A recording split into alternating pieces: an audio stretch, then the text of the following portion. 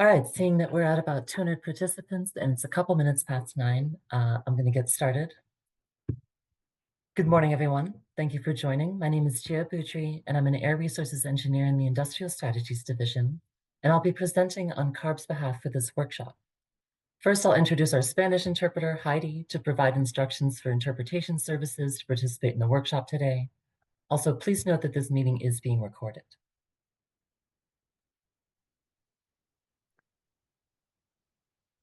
Buenos días. Estaremos dando la información para incorporarse al canal de interpretación. Le pedimos que por favor siga las siguientes instrucciones.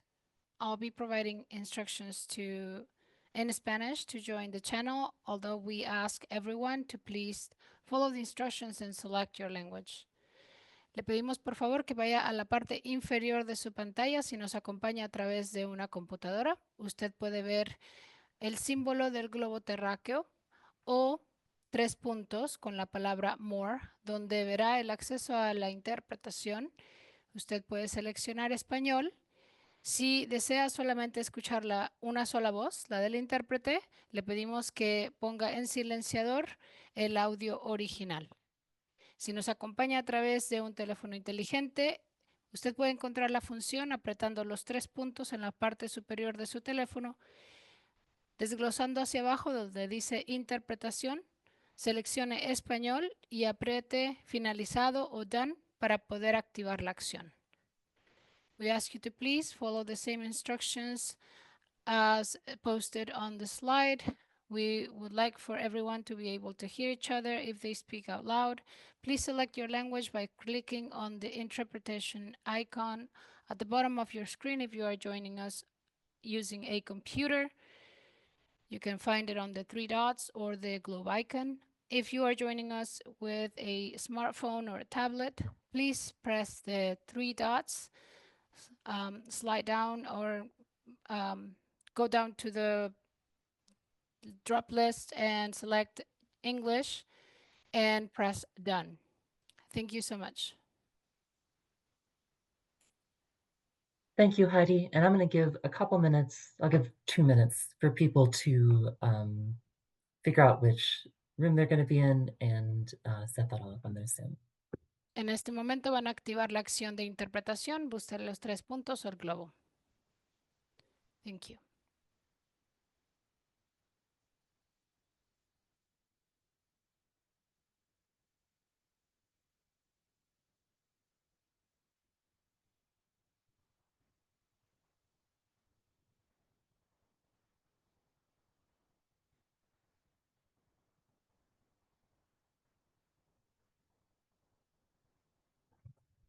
This is Heidi, interpreter. We are not assigned yet, although I see that interpretation function has been enabled, but we need to be assigned.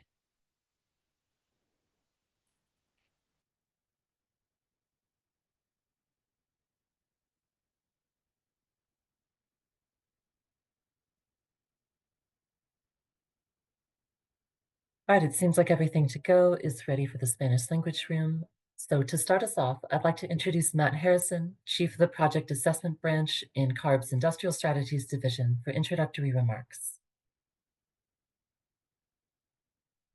Thank you, Jaya. And thank you everyone for joining us today. I'll just take a moment to tee up the purpose of this workshop, which is to share an overview of the work that we've done to date on SB 1075. So first you'll hear from CARB staff who will provide a statutory and policy framework for that work. And then E3 will share their approach to the technical analyses that support that. As we mentioned in the notice, this is going to be a largely technical discussion, so we're going to plan to take a short break partway through. And then we'll wrap up this morning with an opportunity to ask questions on the technical approach or to provide comments on the work overall.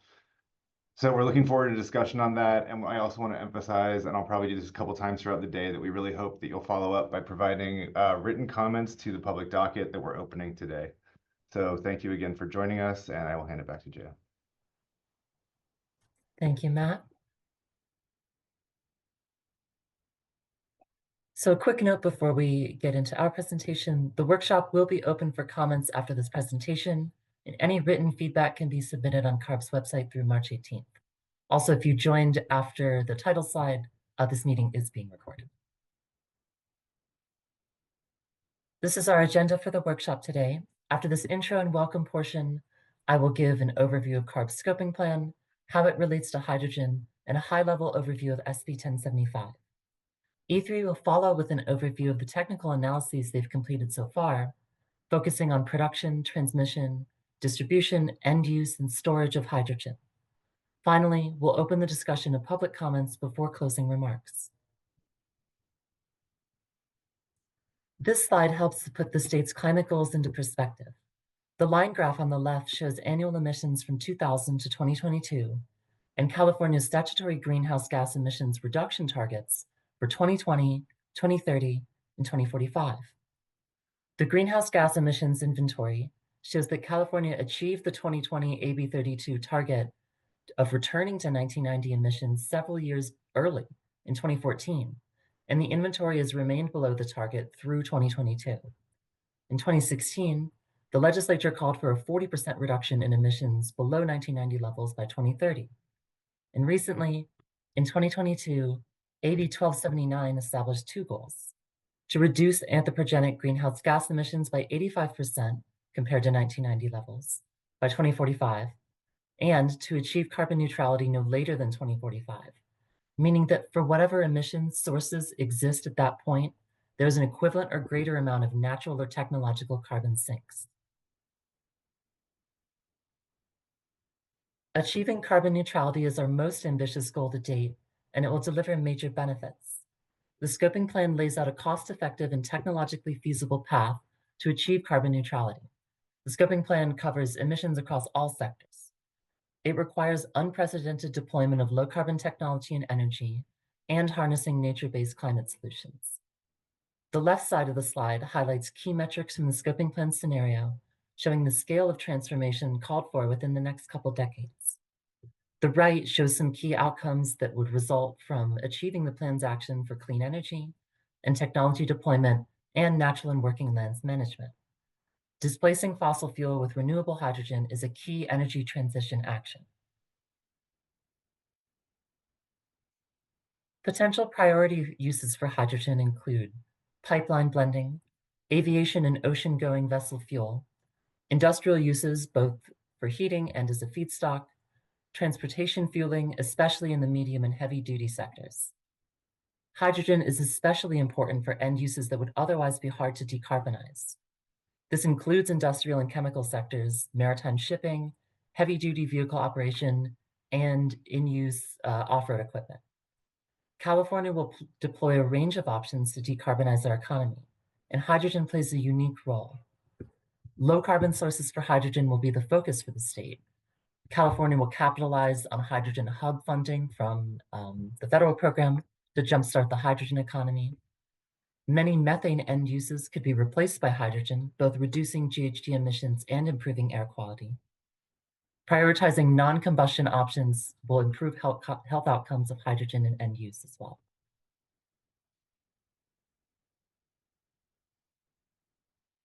Fossil fuel use in vehicles is the single biggest source of greenhouse gas and criteria pollutant emissions in the state.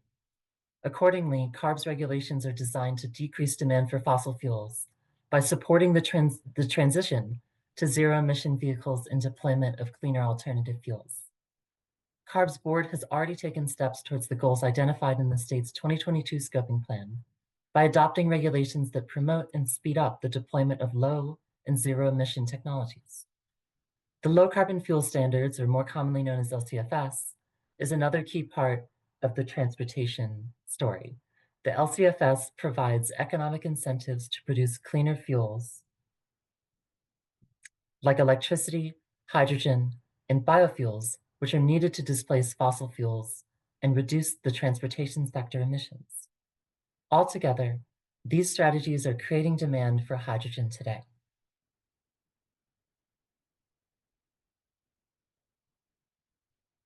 The 2022 scoping plan update modeled integration of low-carbon hydrogen in multiple sectors and anticipates that hydrogen fuel cell vehicle use in the transportation sector will serve as an important part of the state's transition to zero-emission vehicles, particularly for medium and heavy-duty vehicles.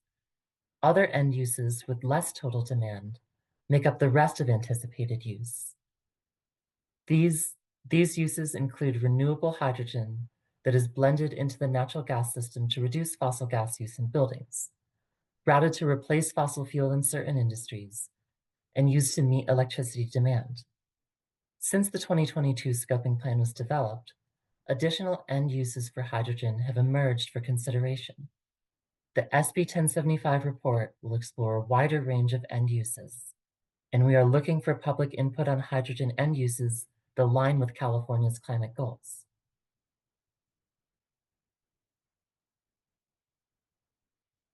In the 2022 scoping plan update, hydrogen is an alternative fuel for liquid transportation fuels and natural gas, and the modeling estimated the annual amount of hydrogen needed to achieve GHG emissions reduction goals from now out through 2045. The modeling assumes that hydrogen is supplied by 3 methods: electrolysis powered from zero carbon electricity, steam methane reformation of biomethane, and biomass gasification with carbon capture and storage. The volume that each method could contribute as modeled is shown on the side. For the scoping plan, the electricity needed to produce the hydrogen was not captured in the modeling of the electricity sector as a whole. Rather, the scoping plan introduced an approximate amount of off-grid solar that directly feeds hydrogen production and is not integrated with the broader grid. These model assumptions were strictly for the purpose of the scoping plan utilizing information available at the time. The SB 1075 report will build on that foundation, serving as the next step in CARB's understanding of the issues surrounding hydrogen production and the growth in supply we expect in the coming years. This is an area of rapid development, and our work will provide a stronger basis that reflects the ongoing transition. We are looking for public input on how the hydrogen industry will supply changing and growing end-use demand.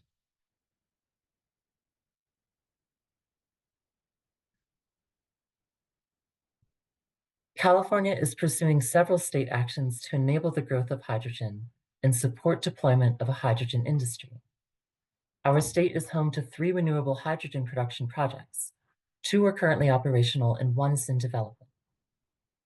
Over the last 15 years, California has also expanded the number of hydrogen fueling stations and increased the number of hydrogen-fueled vehicles on the road.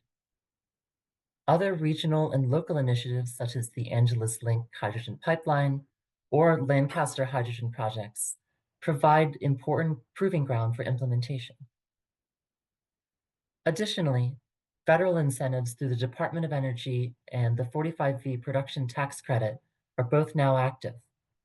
These will provide a base of financial support for many projects, but it's important to acknowledge uncertainty in the status of federal funding going forward.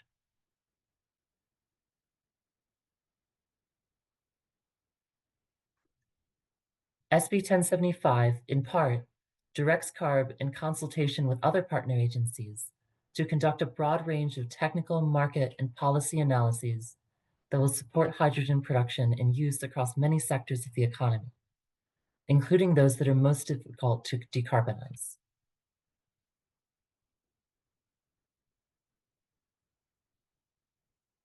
Moving on from the foundation laid by the scoping plan and other actions California is taking to implement hydrogen, let's discuss the work done on SB 1075. This slide shows the specific analyses that the legislature has directed CARB to include in the SB 1075 evaluation of hydrogen production and end uses in California. To support this work, CARB awarded a research contract to E3 earlier this year, and work began in July 2024. The study will cover a comprehensive range of production methods and end uses for hydrogen and include policy recommendations to support priority uses and the most viable production methods. E3 will provide an update on the technical analyses conducted to date, discussing production, transport, and end use of hydrogen. Today's presentation is very technical. It provides a detailed overview of E3's technical approaches and preliminary assessments of production pathways, costs, and scalability potential. Subsequent analyses will build on the information presented today, and in consideration of the public feedback we hope you will provide in response. And speaking of public feedback, for your consideration during the public comment period, CARB staff and sister agencies have prepared a few questions we'd like feedback on to guide our work in the next phase of the process. We welcome any feedback you have to offer, and these questions outline specific areas where we want to solicit public feedback. And we can leave the slide up for a couple seconds just so people can take it in before we get to the rest of the presentation.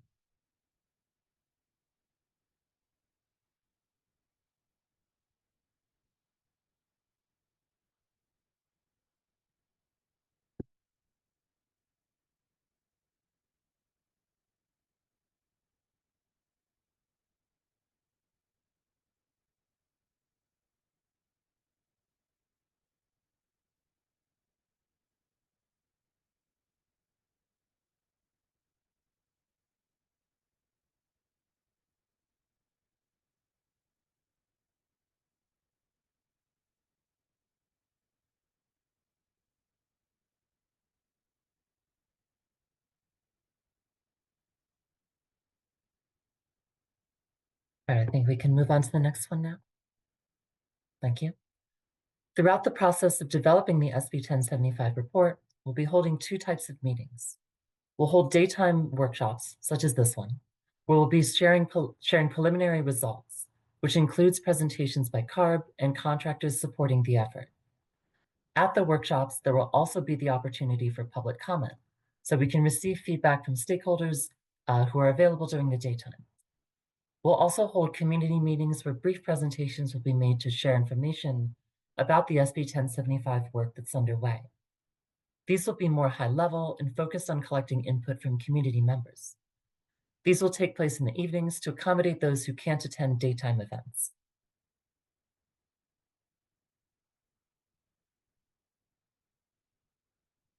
Our updated timeline for the report is shown here.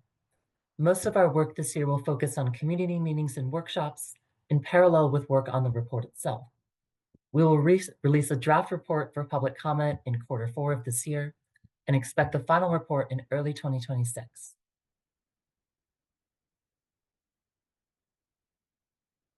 Thank you again for attending this workshop, and please see the information on the slide for details about the comment period for this workshop. Notably, the deadline has been extended from March 11th to March 18th, a week beyond what was in the original notice we sent out for the workshop.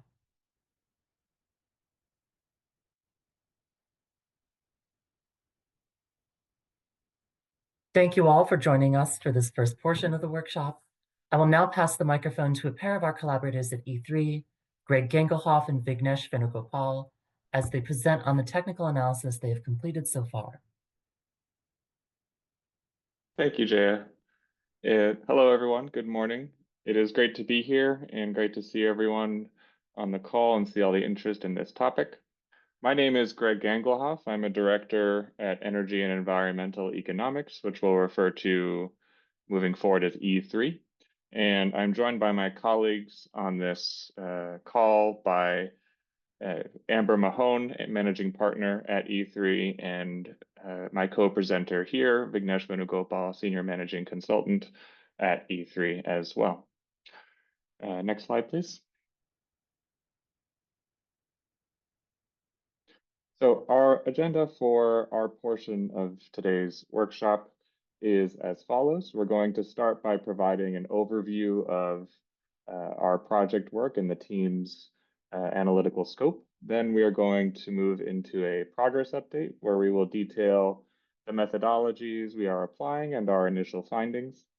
That portion of the presentation will be split into three sections. The first will be focused on hydrogen production, which you'll see marked with a solid blue P box in the upper right corner of the slides.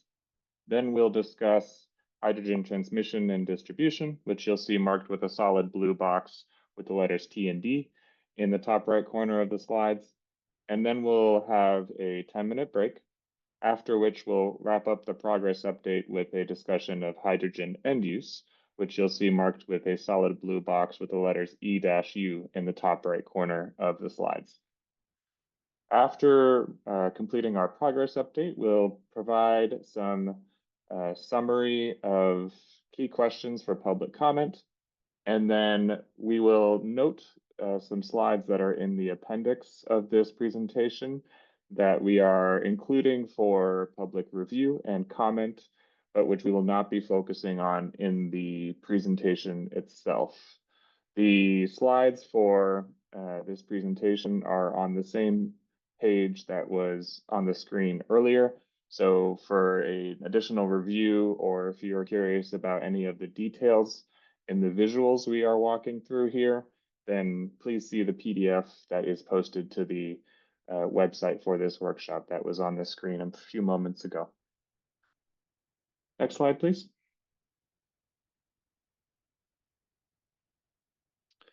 And next slide.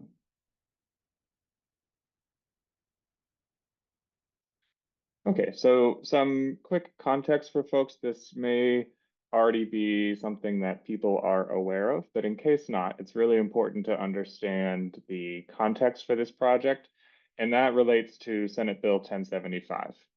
Ultimately, there's a report that is mandated by state legislation that this analysis is intended to inform. So in 2023, the state of California approved the 2022 scoping plan update, or we might refer to that as a plan in this presentation for the sake of brevity. And this lays out a cost-effective and technologically feasible path to achieving carbon neutrality by 2045 and reducing anthropogenic emissions by 85% below 1990 levels.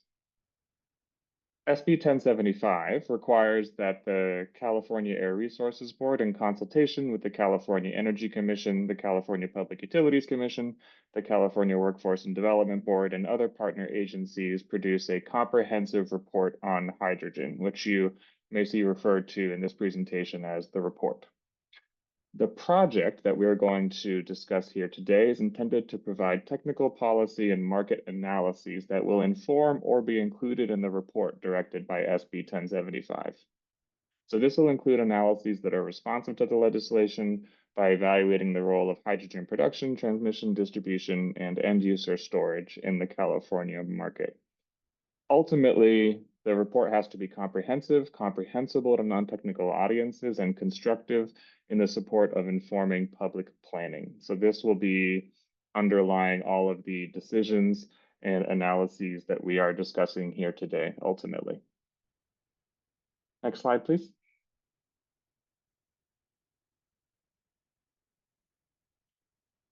So the project team is shown in diagram form here. And ultimately, the point we would like to make with this slide is that there's a broad and deep team of experts supporting CARB in preparing this analysis. So in a moment, I'm going to ask my colleagues from the other members of our team to introduce themselves and their team's work. But I'll start by introducing the role of E3. E3 is an energy consulting firm based in San Francisco, specializing in techno-economic analysis.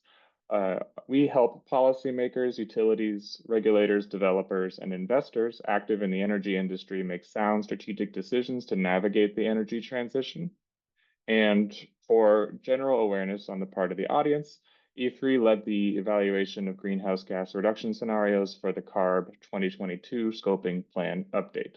So ultimately, our role here is, in addition to managing the project, we are leading the analysis, recommendations, and writing of the final analysis that is intended to inform the report. With that, I will ask the folks on the call here from Black & Veatch to say hello and introduce your team. Thank you, Greg. Good morning, everybody. Jonathan Cristiani. I'm Black & Veatch's Bioenergy and Hydrogen Technology Manager based in Kansas City. Joining me today is my colleague, Vince Mazzoni, who's a San Diego resident and has done quite a bit of the work associated with the project. We're happy to be here and happy to support the E3 and CARB team. Thank you.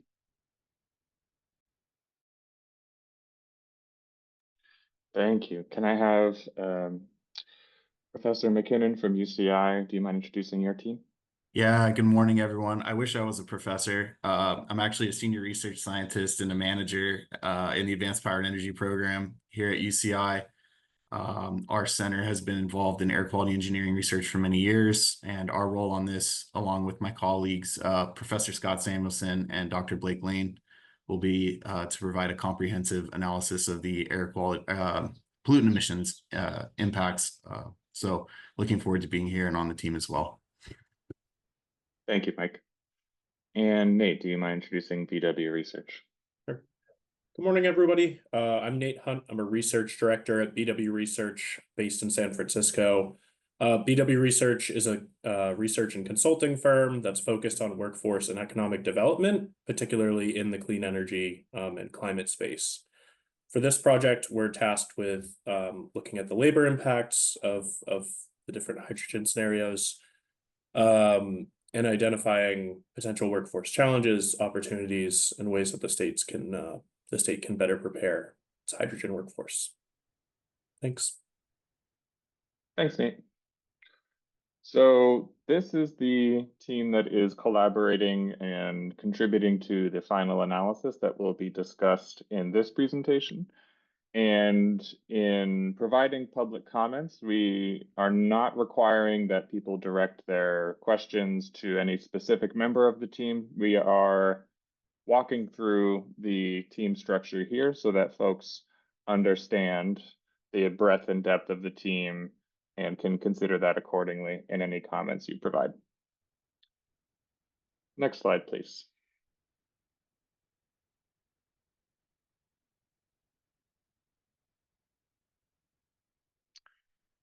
Thank you. So there is a lot of text on this slide, and I am not going to read everything on this slide. Instead, we are providing this slide to summarize the scope of work for the project and the scope of work that the team is executing on.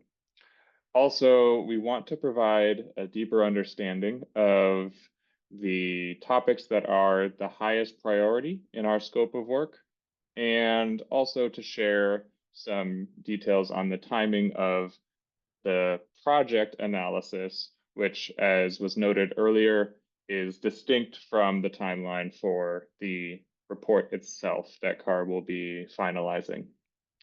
So the first task of our scope of work is project administration, and that is the task under which we are supporting this workshop here. It is also the task through which we will support future engagement on the analysis as we are presenting it to public audiences like yourselves. Tasks 2 and 3 and 4 are going to be the focus of today's workshop, and task 2 is focused on hydrogen production. Task 3 is focused on hydrogen transmission and distribution, and task 4 is focused on hydrogen end use and storage.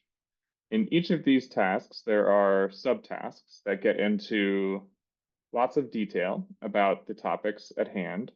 And in our discussion that we will begin momentarily on methodologies and initial findings, you will hear more about what has gone into each of these tasks. Suffice to say for now that each of these tasks that we'll be talking about today is intended to support the tasks that follow. So the tasks that will be addressed in the final analysis, which have the gold box surrounding them on the slide here, are task 5, 6, 7, and then there is a task set aside for the drafting and writing of the final analysis that will be is provided to CARB to inform the final report. So task 5 will focus on impacts on clean air objectives and air quality. Task 6 will focus on a readiness/barriers analysis for hydrogen use and scaling. And task 7 will focus on strategy and policy recommendations for increased hydrogen production and use. So ultimately, tasks 5, 6, and 7 are intended to investigate broader impacts, and that is also where most of the synthesis and the most of the recommendations and most of the strategic considerations will be analyzed, investigated, and then presented in the final analysis. The breadth and depth of the scope of work means it is critical to balance the analytical value of what we are undertaking here with the time and effort necessary to conduct the analysis at hand. So you will see us navigating that balance in the slides that follow. Next slide.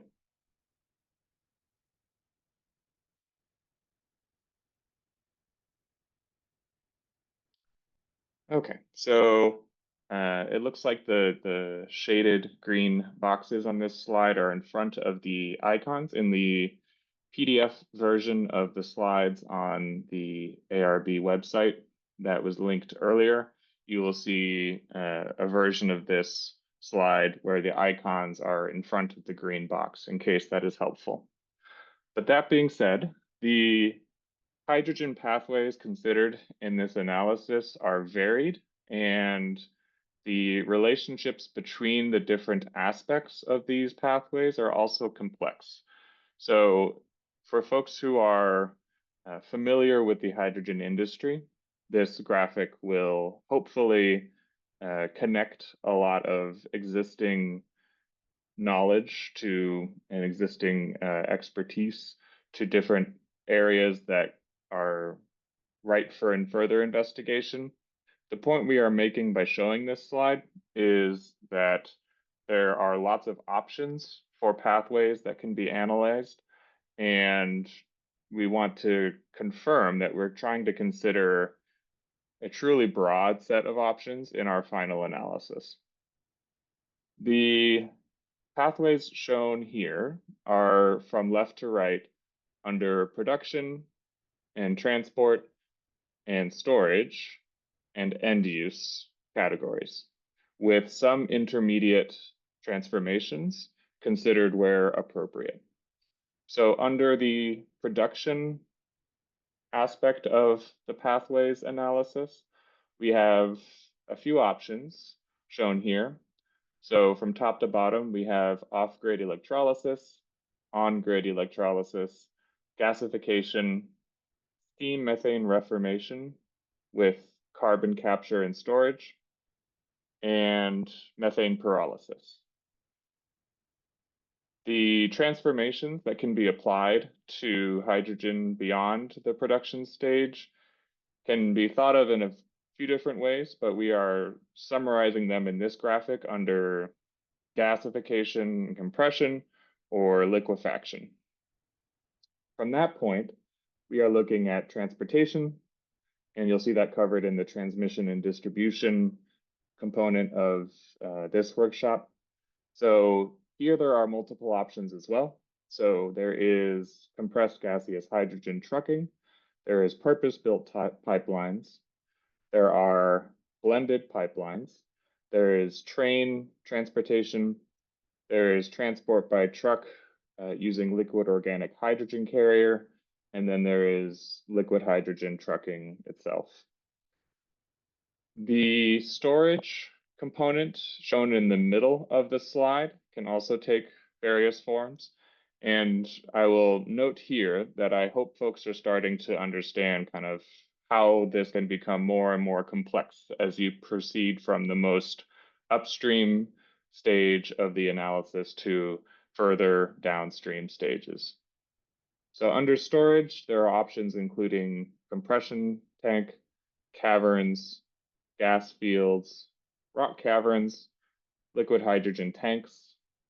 And then you'll notice that ammonia is taking a slightly roundabout path from liquefaction to end use, which is something that we are considering on its own merits in the analysis as well.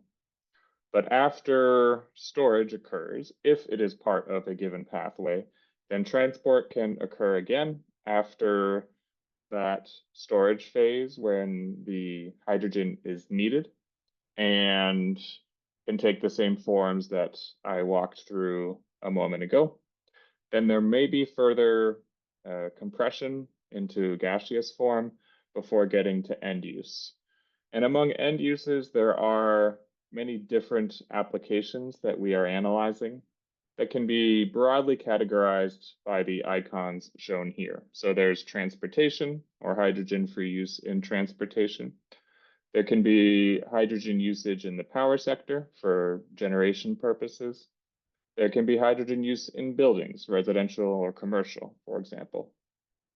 And then there can be hydrogen use in industry, which for the purpose of this analysis, we are assuming includes hydrogen use for refining. So stepping back for a moment, the broader takeaway from this slide from our perspective is that there are lots of options for pathways to analyze. An analysis of how to scale an entire industry should consider all of these options. But the nature of the scope of work that the team is following also requires us to focus on key pathways that represent the most fruitful areas for further analysis. So in comments that we are requesting from the public, we are eager to hear from the public on any key evidence and considerations we should incorporate into coverage of specific pathways shown here. Okay, so if you go to the next slide, I will now turn the microphone over to my colleague, Vignesh Venugopal. I introduced him earlier, but Vignesh is a senior managing consultant at E3 and has been leading the technical aspects of the analysis for our team. So Vignesh, you take it away from here. Thank you so much, Greg.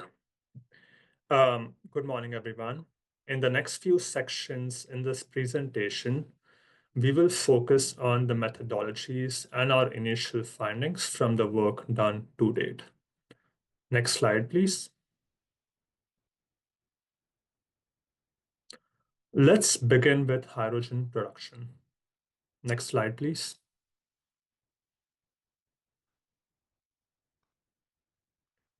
The final analysis on hydrogen production will include technology readiness levels, infrastructure and resource requirements, permitting and local requirements, labor, emissions factors, impact of intermittent versus continuous production, life cycle assessment of greenhouse gases, fuel conversion efficiency, costs, and an overall scalability assessment. In today's workshop, we will focus on the bolded topics. Next slide, please.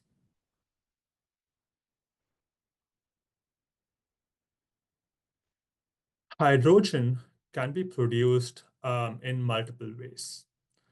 This analysis will focus on 4 key pathways: electrolysis, steam methane reformation or SMR, pyrolysis, and biomass gasification. Within each of these pathways, there are multiple subtypes that are also being studied.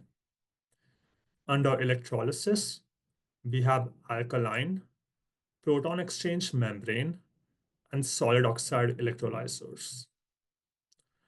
With SMR and pyrolysis, we are studying both fossil gas and biomethane-based operations. Additionally, we will also be studying both operations with and without carbon capture and storage, or CCS. Finally, we will also be studying different feedstock sources for pathways that are dependent on biomass or biomethane. I'll be using biomethane and renewable natural gas interchangeably. We will be studying 4 different sources of biomethane, landfill gas, livestock, landfill diverted organic waste, and wastewater treatment based gas. And under biomass, we will be studying forest residue, urban wood waste, and crop residue. These feedstock sources are consistent with the ones evaluated in the state's scoping plan. Overall, this covers a broad range of pathways. We acknowledge that even more exist, but given lower technology readiness levels and other factors, they will not be evaluated in detail in this analysis. Next slide, please.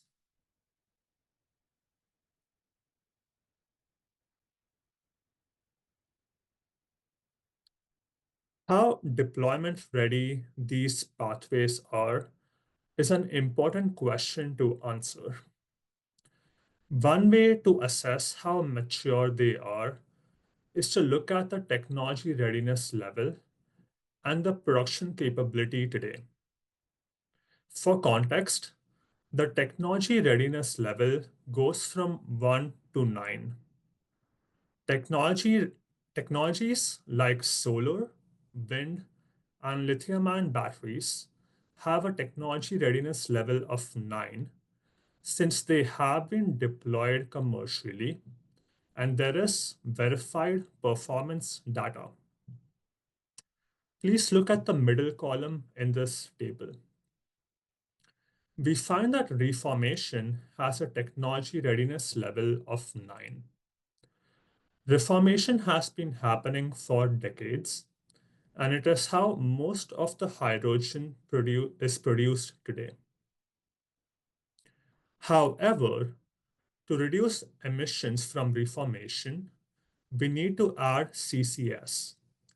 This can lower the TRL from 6 to 9, as CCS is not widely deployed. Alkaline and PEM electrolysis have a TRL of 9. Their global deployment levels are meaningful, however, still less than reformation. Their domestic deployment to date is limited. All remaining pathways have a lower technology readiness level and deployment level. These are all promising technologies, to be very clear, and that is why we are studying them all. This initial data simply suggests that other pathways carry more uncertainty and risk today, given our lack of experience with them. Next slide, please.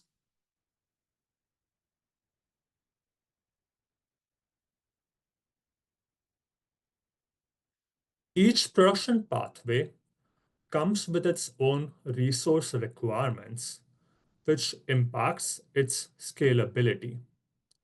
Requirements can include land, water, feedstock, electricity.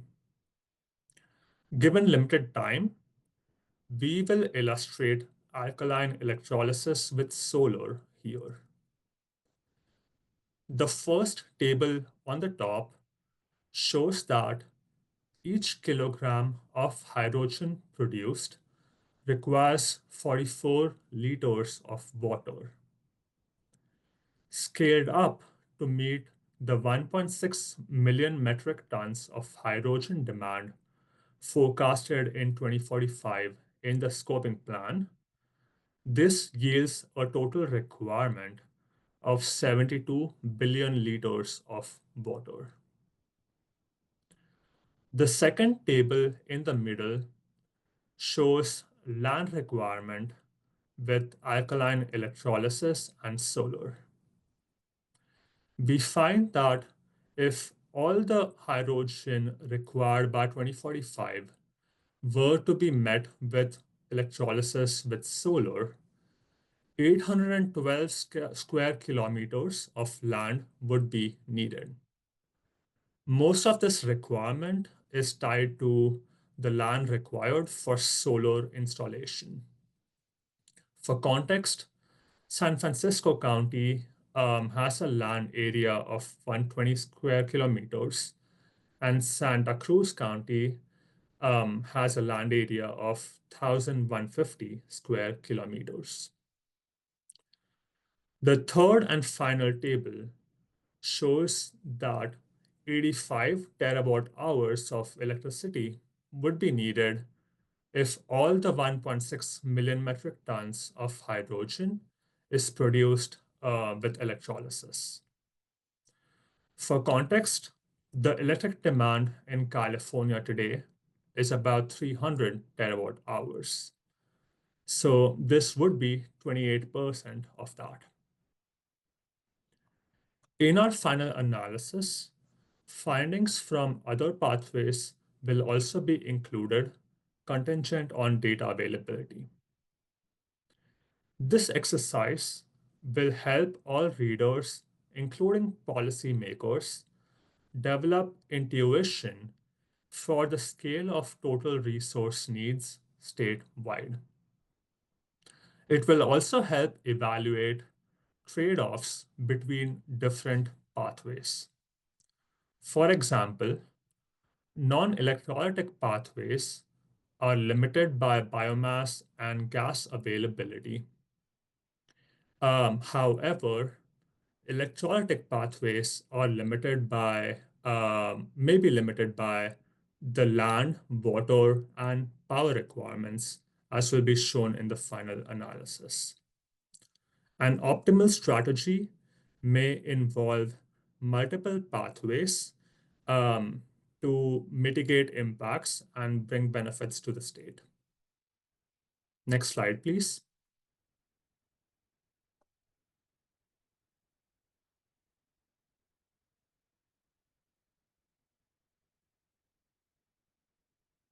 In thinking about which of these pathways should be scaled, it is important to think about the GHG emissions, because the whole point is to produce and reuse hydrogen so that we can reduce fossil fuel use and thus emissions. We conducted a life cycle assessment using the Department of Energy's GREET model to calculate the carbon intensity of each pathway. The carbon intensity also influences the 45V production tax credit eligibility. Notice the first three rows in this table. We find that electrolysis powered by the average grid mix today is fairly carbon intensive. With time, as the grid cleans up and renewable penetration increases, the emissions intensity goes down. The second and third section in this table are focused on steam methane reformation. We find that adding CCS can help reduce the emissions intensity of natural gas from 11.5 to 2.9. So CCS helps, but it still leaves us with a small amount of emissions due to upstream methane leakage and imperfections with CO2 capture. As expected, we find that using biomethane instead of natural gas can help reduce emissions. Some forms of biomethane may even allow us to be negative carbon. It basically comes down to what the counterfactual is.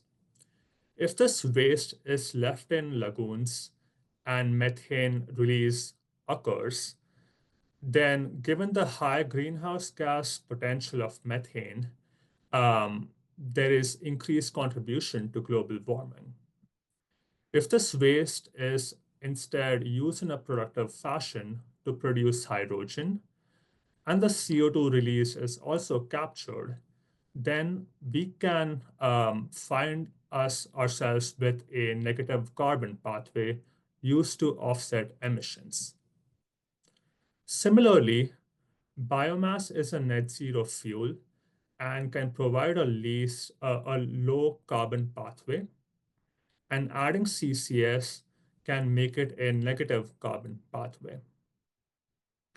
We find that pyrolysis, finally, is less carbon intensive than reformation.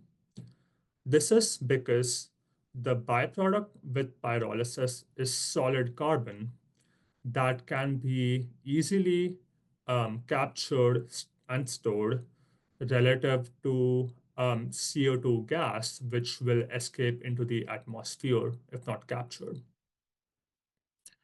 In summary, all pathways can produce low carbon hydrogen depending on the power and feedstock source. Effective CCS and upstream methane leakage reduction are crucial for some of them. Next slide, please.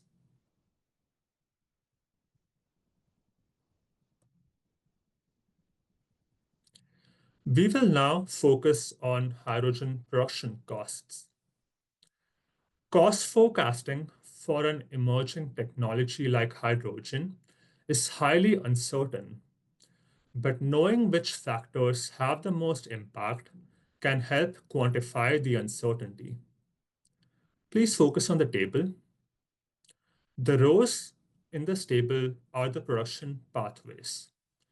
The columns are factors that impact cost. Each cell is given a low to high rating to illustrate the impact it has on cost.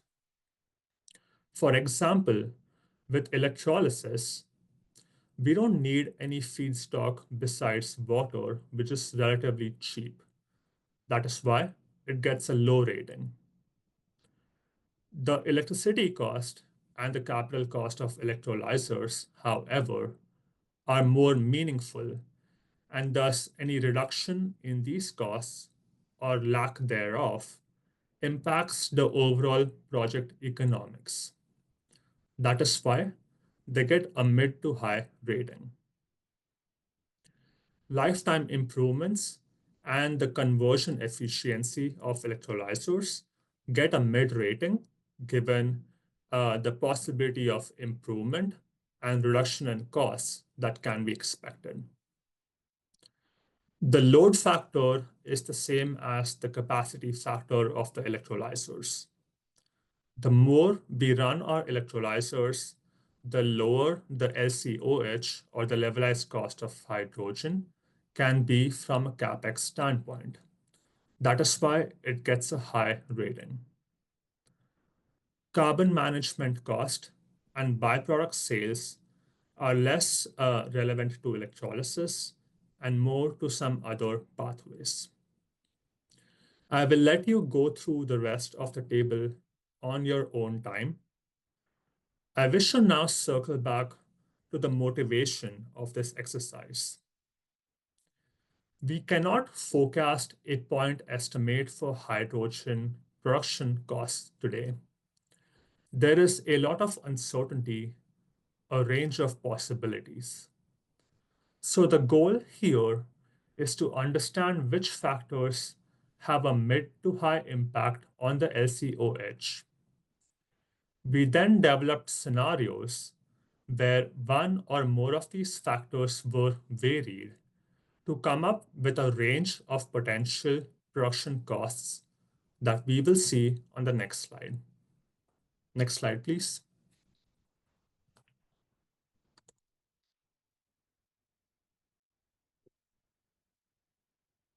This figure is showing the levelized cost of hydrogen forecast in 2045. The units are dollars per kilogram in 2023 dollars. Each row shows the range of costs with a particular pathway. Every dot is a unique scenario. Notice the first row that belongs to electrolysis. we see a range from $1 per kilogram to $4 per kilogram. Now notice the lower bound.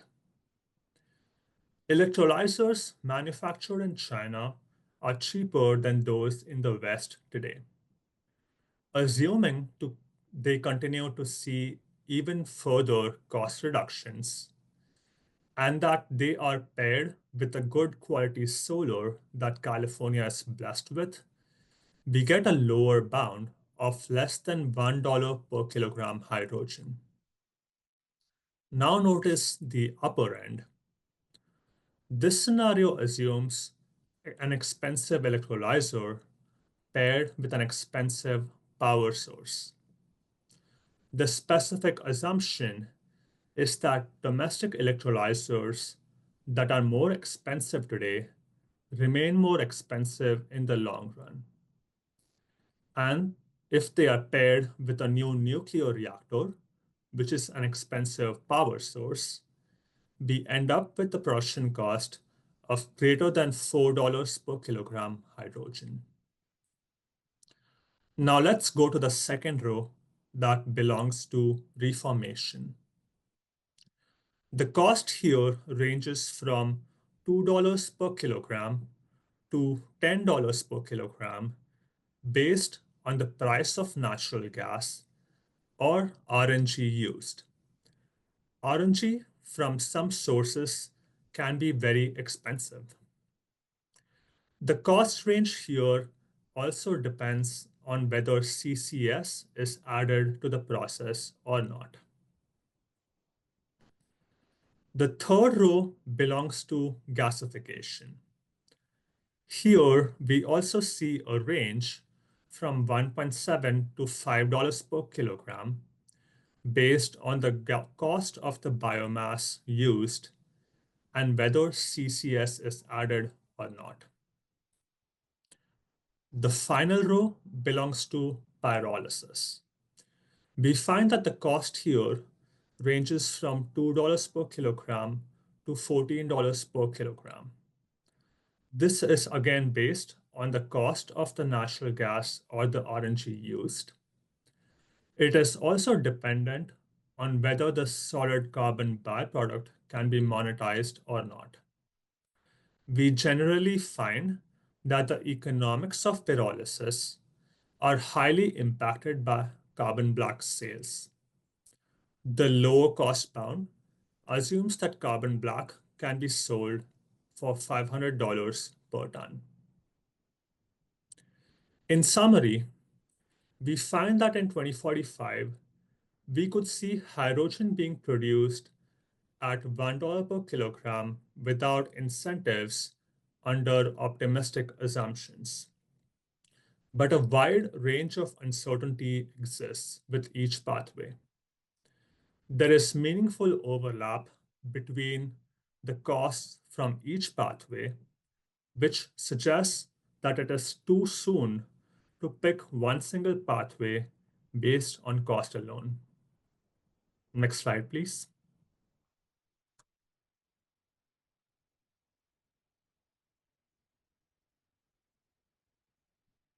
In the final report, the production analysis will end with an overall assessment of the state's ability to scale up its production of hydrogen.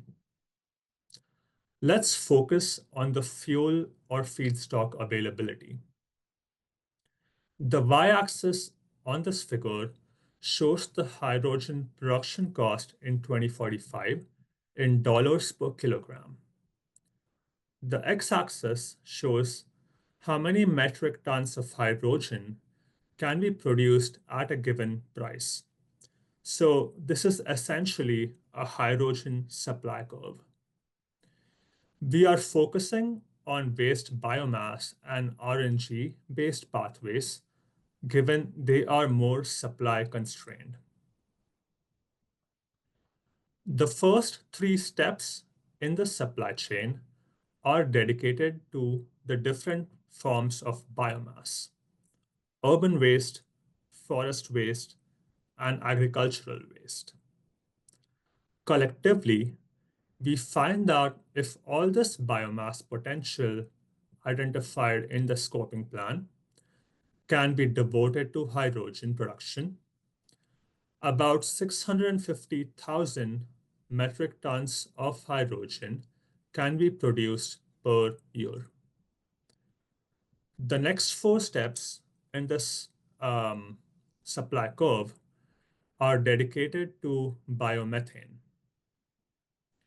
If we assume that all this biomethane potential identified in the scoping plan can also be dedicated to hydrogen, then a further 550,000 metric tons of hydrogen can be produced. The vertical black line in this figure represents the 1.6 million metric tons of hydrogen demand forecasted in the scoping plan by 2045. So combining the biomass and RNG potential and comparing it to this 1.6 million tons requirement shows that there is a minimum gap of 400,000 metric tons of hydrogen that may need to be met with electrolysis or natural gas plus CCS. I call this the minimum gap because in reality, some of this biomass and RNG may need to be dedicated to other applications, in which case electrolysis and or SMR with gas may need to play a bigger role. Ultimately, diversification is a great risk mitigation strategy. Each of these pathways has its own pros and cons, which are important to evaluate. In summary, we find that achieving the hydrogen demand forecasted in 2045 is possible, especially if a mix of different pathways are scaled up. Fuel and feedstock availability are, of course, just one component that determines California's ability to scale up its hydrogen production. The final analysis will also include a discussion on other factors like siting, permitting, and labor requirements. Next slide, please.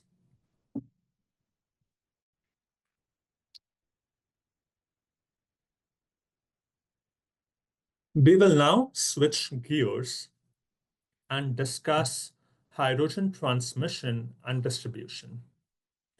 Next slide, please.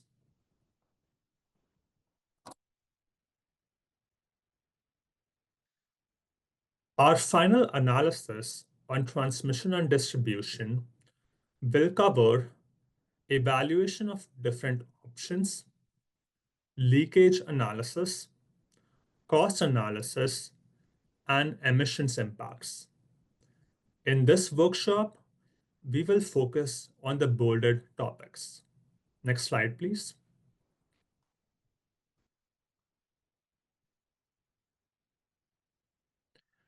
Let's start by looking at where hydrogen demand may exist and where the supply potential is the highest, as they will influence the transmission and distribution choices.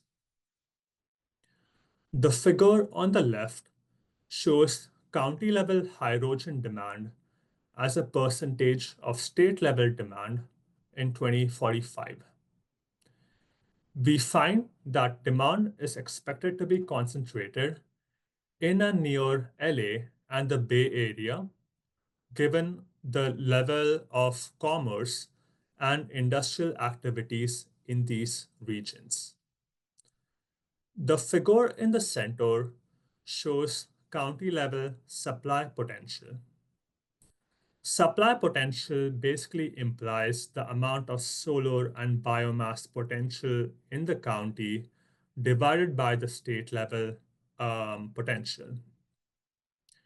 We find that Kern County and Fresno County have the highest potential given relative abundance of both solar and biomass. Kern County also has relatively high demand for hydrogen and could thus greatly benefit from the local supply potential. However, it is an exception.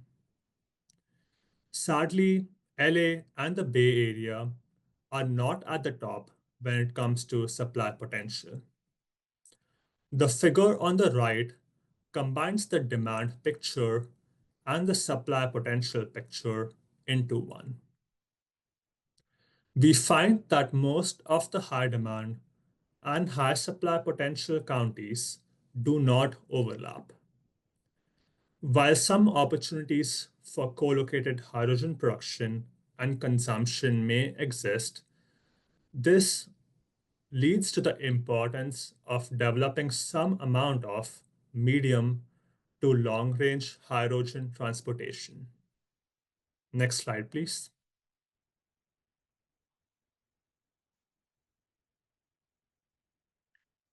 In general, there are three options to link hydrogen demand hubs with supply hubs where they do not coincide. Options 1 and 2 relate to producing hydrogen wherever solar or biomass potential is the best or the largest, and then using pipelines or trucks to transport the hydrogen to the demand hubs. Option 3 is co-locating production and demand, transporting the electricity via transmission lines or biomass through some means to where hydrogen demand is, and then producing it close to the demand. Each option has its pros and cons. There is no single pathway that may be optimal for a given end use. The choice may depend on the distance, the hydrogen throughput, upfront cost, OPEX, leakage, and land use impacts, all factors that will be studied in more detail in the final analysis. Next slide, please.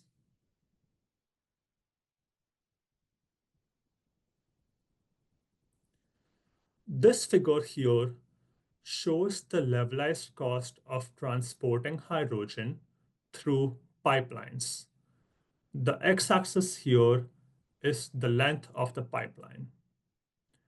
Longer the pipeline, higher the cost, as we would expect. However, larger the pipeline, lower the levelized cost can be. The top line here represents 100 tons of hydrogen transported per day, and the lower line represents 500 tons of hydrogen transported per day. If we look at the value at 300 miles, which is the approx distance between Kern County and the Bay Area, just as an illustration, it adds about 0.4 to $1 per kilogram to the cost of hydrogen. So even if we could produce hydrogen at $1 per kilogram, transporting it can double the cost to $2 per kilogram. So efforts to try and minimize transportation distances, increase throughput through strategic planning, and other technological advancements can all help manage costs for end users. In the final report, you can expect a fuller discussion that covers other types of transporting hydrogen. Next slide, please.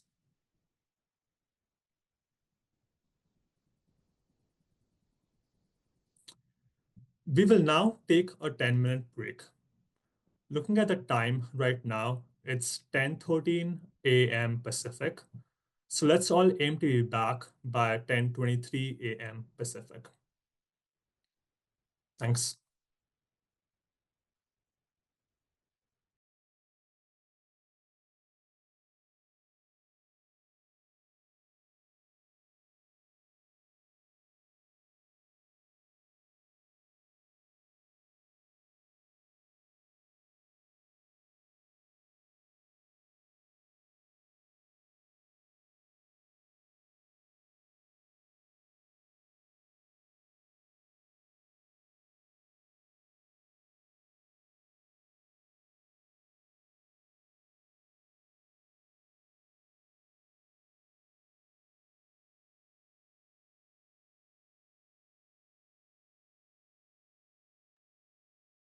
All right, it's 10:23 a.m. Pacific.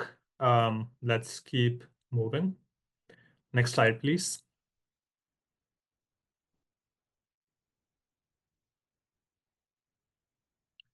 In this section, we will cover methodologies and initial findings from hydrogen end use. Next slide, please. The final analysis on end use will cover safety, hydrogen demand, GHG emissions, other types of emissions, cost, competitiveness of hydrogen relative to other alternatives, environmental justice impacts, blending impacts, and catalytic impacts. In today's workshop, we will focus on the bolded topics. Next slide, please.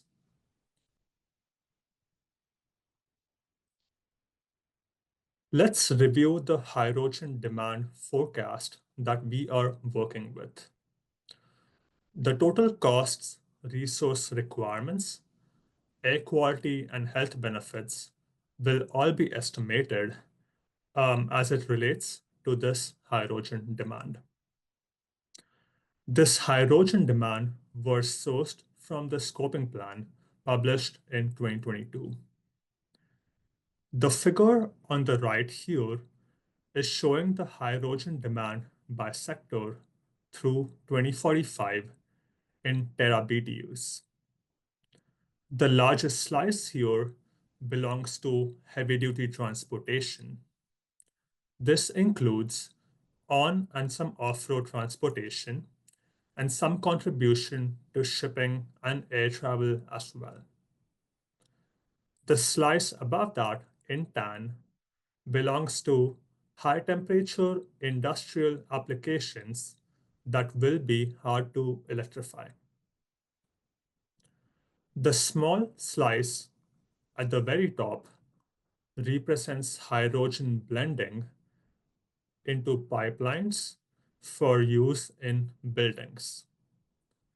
This is very small.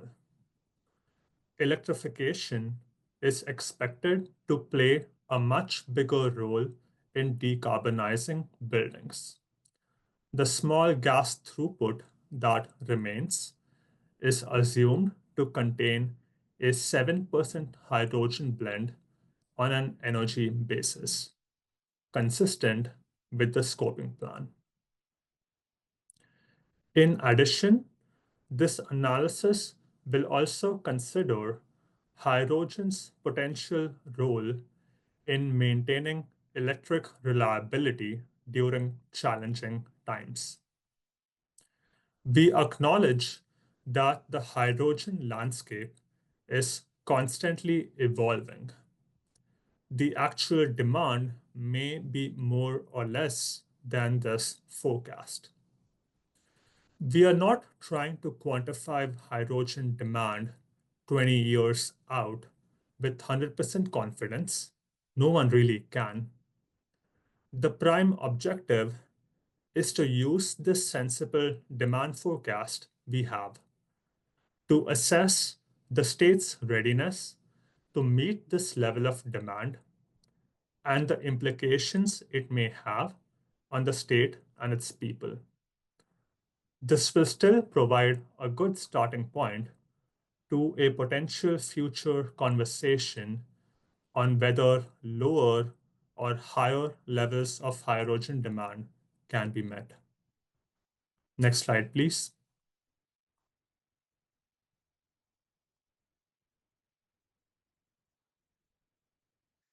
If we want to use hydrogen to decarbonize these sectors, then it is important to assess the cost impacts on end users.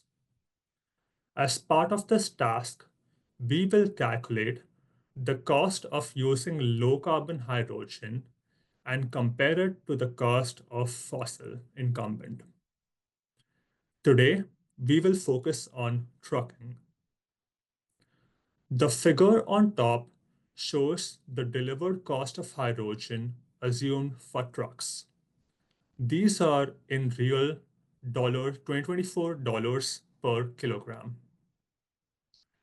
It costs $12 to $13 per kilogram with the 45E PTC for trucks today.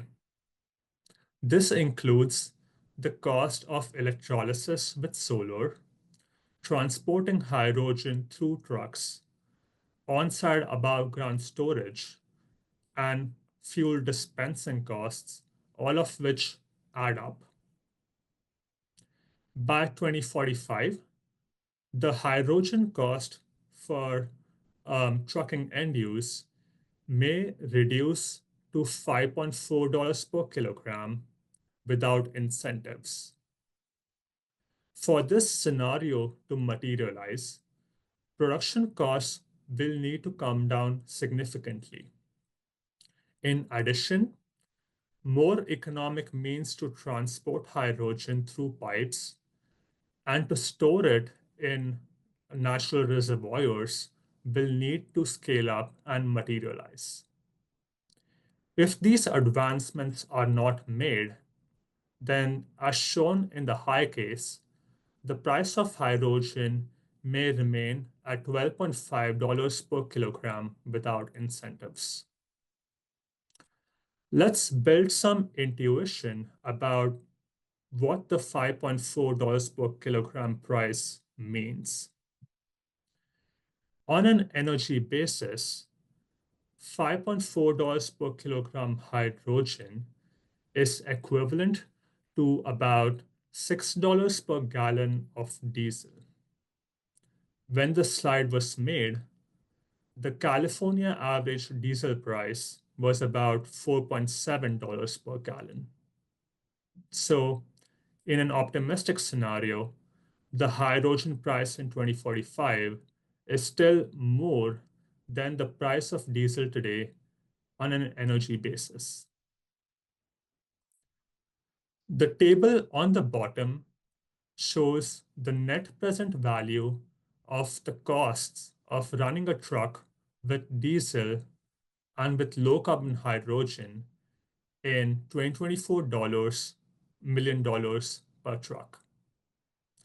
Within these net present value calculations, we have included the capital cost of the truck and the lifetime fuel, operations, and maintenance expenses. We find that the NPV of total costs of running a truck on diesel today is about $500,000. A low carbon hydrogen truck will cost $1 to $1.3 million today, so 2 to 3x of diesel.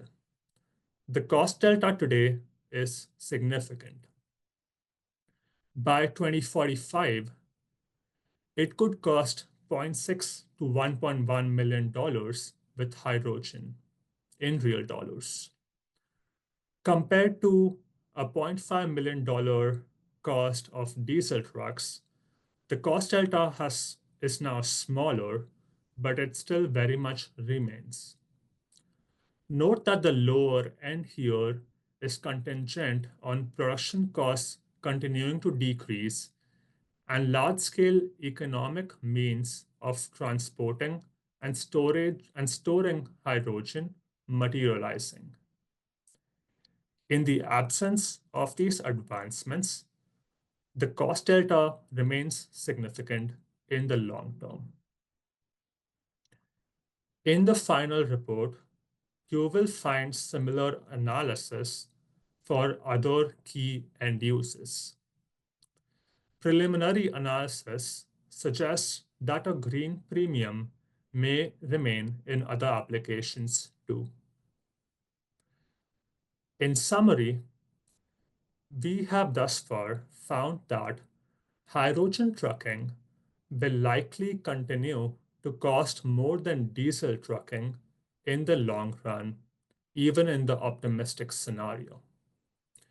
If advancements are not made to reduce production costs and deploy large-scale means to deliver and store hydrogen, the green premium may be even more significant. Next slide, please.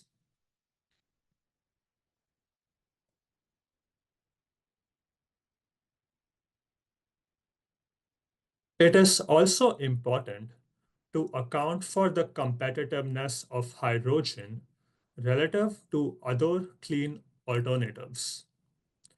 That way, the best measures can be deployed to reduce emissions while managing costs and other impacts.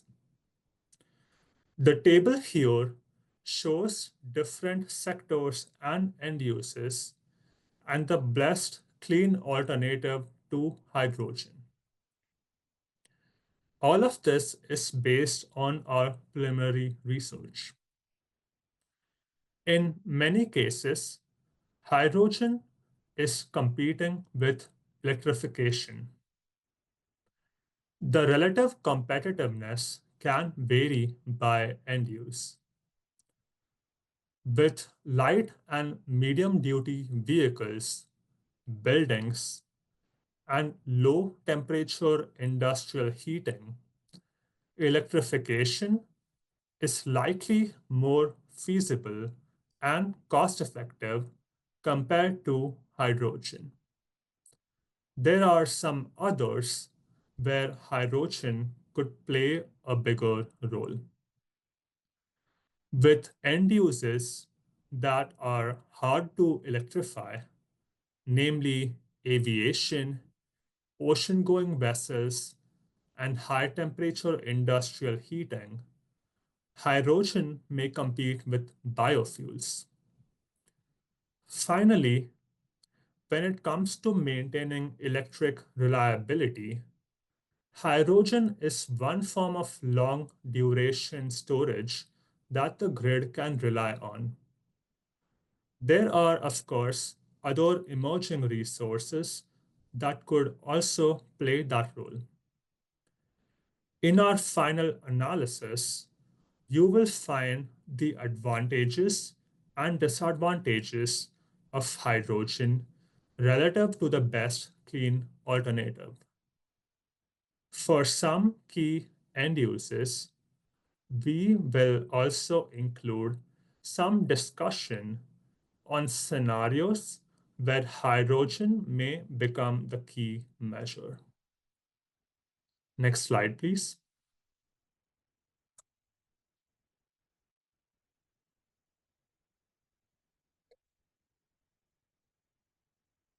Development of hydrogen infrastructure should consider both the positive and the negative impacts it may have on local communities, especially communities that have historically been disadvantaged.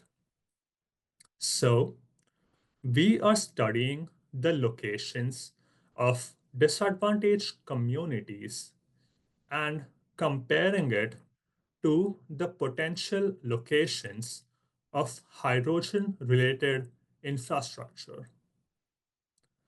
The extent of overlap is useful information that can be used to develop and execute detailed plans.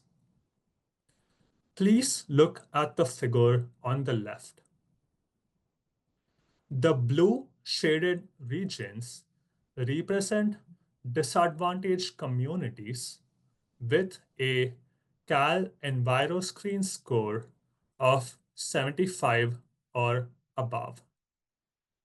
The Cal EnviroScreen or CES score is a measure of proximity to pollutants, challenging socioeconomics and other factors today. We find that these EJ communities are concentrated in the Central Valley and San Bernardino County, where both hydrogen demand and supply potential may exist.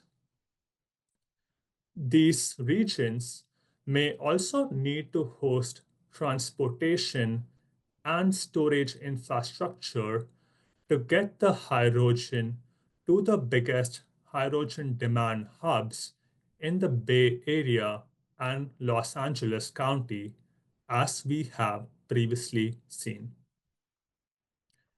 For example, the gray lines in this figure represent existing major natural gas pipelines. These pipelines may play a role in transporting hydrogen to the demand hubs. Some of them could carry a small blend of hydrogen and natural gas. Some of them may be repurposed for pure hydrogen. Some of the right of ways could be used to build a new hydrogen pipeline. We find that 13% of these major gas pipeline miles overlap with EJ communities. The little specks of pink that you see on this figure are potential underground storage sites for hydrogen. These include depleted oil and gas fields and oil and gas storage facilities that could be used for hydrogen. Preliminary analysis suggests that 46% of these potential storage sites could overlap with EJ communities. The table on the right, shows percentage overlaps for other parts of the potential hydrogen supply chain. In summary, our preliminary analysis suggests that we will need to site some hydrogen infrastructure in the Bay Area and LA to meet the local hydrogen demand. Some hydrogen infrastructure will also need to be placed in counties surrounding them and in between them to produce, transport, and potentially store hydrogen, where they may overlap with EJ communities. These communities may benefit from the jobs that the hydrogen economy brings. They will also see an air quality improvement to the extent hydrogen displaces fossil operations. But negative impacts also need to be anticipated, managed, and mitigated. Next slide, please. Okay, thanks everyone. I apologize for that disruption. Vignesh, I think we were getting some crosstalk with interpretation on the English channel. So can we take it from the top of slide 48 again, just so everybody has a chance to hear the information on blending? Yeah, absolutely. Thank you. We can reduce carbon emissions by progressively blending more hydrogen into natural gas. For example, hydrogen may be blended with natural gas and then combusted for electricity generation. Hydrogen may also be blended into gas to buildings. However, changes to infrastructure will be needed to accommodate high blend percentages. With electricity generation, for example, the combustion turbines will need to be modified to account for hydrogen's unique characteristics. Combusting hydrogen can produce more nitrogen oxides than natural gas. Manufacturers are working on new designs to address this issue. The rest of the power plant, including mechanical fittings and joints, may all need to be retrofit with a hydrogen-compatible material. The percentage blend limit beyond which these retrofits are needed will vary based on the equipment vendor, the technology, and the vintage. Finally, since the volumetric energy density of hydrogen is lower than that of natural gas, we may need to increase the volumetric flow rate of the blended gas to match the heat input from pure natural gas. In summary, our preliminary analysis finds that high levels of hydrogen blending will likely require retrofits. The threshold beyond which these retrofits are needed will vary. More details will be covered in our final analysis. Next slide, please.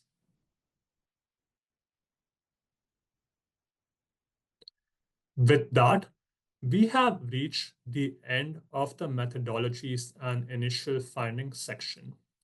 Greg will walk us through the rest of today's presentation. Back to you, Greg. Thank you, Vignesh, and thanks for presenting all that information. I hope everyone found it helpful.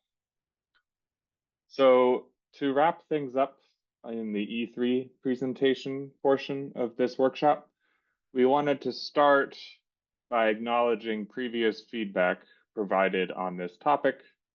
So go to the next slide, please. So the team would like to acknowledge and express our appreciation for the feedback provided in September 2023 in response to CARB's hydrogen deployment, development, and use kickoff workshop. In reviewing the feedback provided in September 2023, it became clear that it would be helpful for us to note the following. First, this analysis builds on the scoping plan and is not intended to replace it. Second, this analysis is designed to be technology agnostic and will include an assessment of both electrolytic and non-electrolytic production pathways. Third, the carbon intensity of each modeled production pathway is being evaluated to the extent possible. And part of our request for comment here is to ensure that we have all the evidence and information that will help us to conduct those evaluations. Fourth, infrastructure and permitting needs are being holistically studied, and more information on that analysis will be provided in the final analysis. And lastly, opportunities for hydrogen in hard to electrify sectors and maintaining electric reliability are being studied in conjunction with risks and potential negative impacts of hydrogen to produce a thorough and, importantly, a balanced perspective. For more detail, you can see the ARB website that was shown earlier, which has a record of this prior workshop and the comments provided thereafter. Next slide, please. In addition to the questions that were shown on the screen earlier by Jaya and the ARB team, we would like to invite the public to provide input on the following questions specific to supporting the development of this analysis, but then separately to eventually inform CARB's SB 1075 report that was explained earlier. The first question we're posing to the public here is, if you are currently planning or developing a hydrogen project, can you please share specific cost sources that can be considered in the analysis? Second, Are there examples of improvements in input efficiencies of the hydrogen production pathways discussed in this workshop that should be reflected in the analysis of options for scaling production? Third, are there additional infrastructure needs or impacts that should be considered in the analysis? If so, we encourage those who are providing written comments to describe. And fourth, is there any additional evidence or recent analysis that you would recommend for consideration in preparing the team's analysis here? For example, recent white papers, public reports, data sources that you would recommend we include for consideration. Policy recommendations developed for a different region could also be included here, and anything else that public comment would be inclined to support. So ultimately, as a public analysis and a public product, we think it's important to note that public input will be critical to ensuring this final product is meaningful and constructive. So before we close out our portion of the presentation, we'd like to note that the slides posted to the ARB website for this workshop include a short appendix. So if you go to the next slide, you will see there, or after this, I believe, or it may be in the slides that are on the website and not necessarily in this presentation. So that's totally fine. The appendix slides that people will find on the website will include 3 additional discussions. One of them is on permitting and local requirements for hydrogen production. So if you're interested in seeing more of the considerations that are being included in the analysis on permitting and local requirements, that is in the appendix of the slides that are available on the workshop website. Second, there is an additional slide on transmission and distribution leakage analysis. So for those who are interested in understanding how the team is investigating hydrogen leakage considerations, that is in the appendix. And lastly, there is a slide on safety considerations for hydrogen end uses. So for those who are interested in understanding what the team is considering on safety considerations for hydrogen end uses, we encourage you to look at the appendix of the slides that are posted to the CARB website for this workshop. So with that, we've reached the end of the E3 portion of the presentation.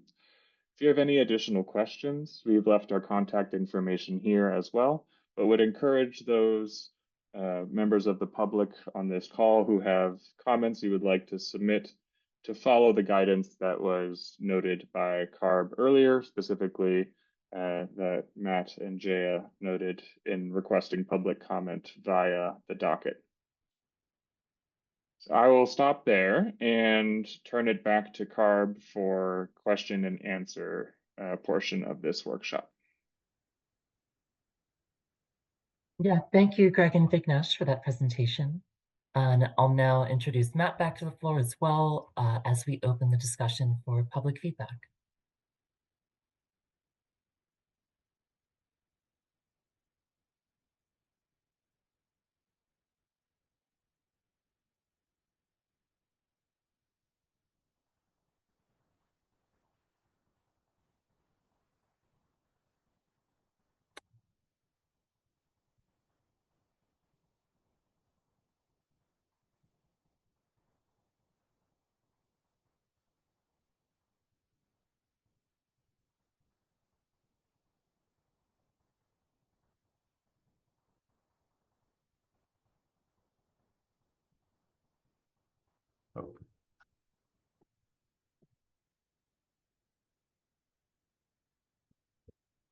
So I see some people already have their hands up.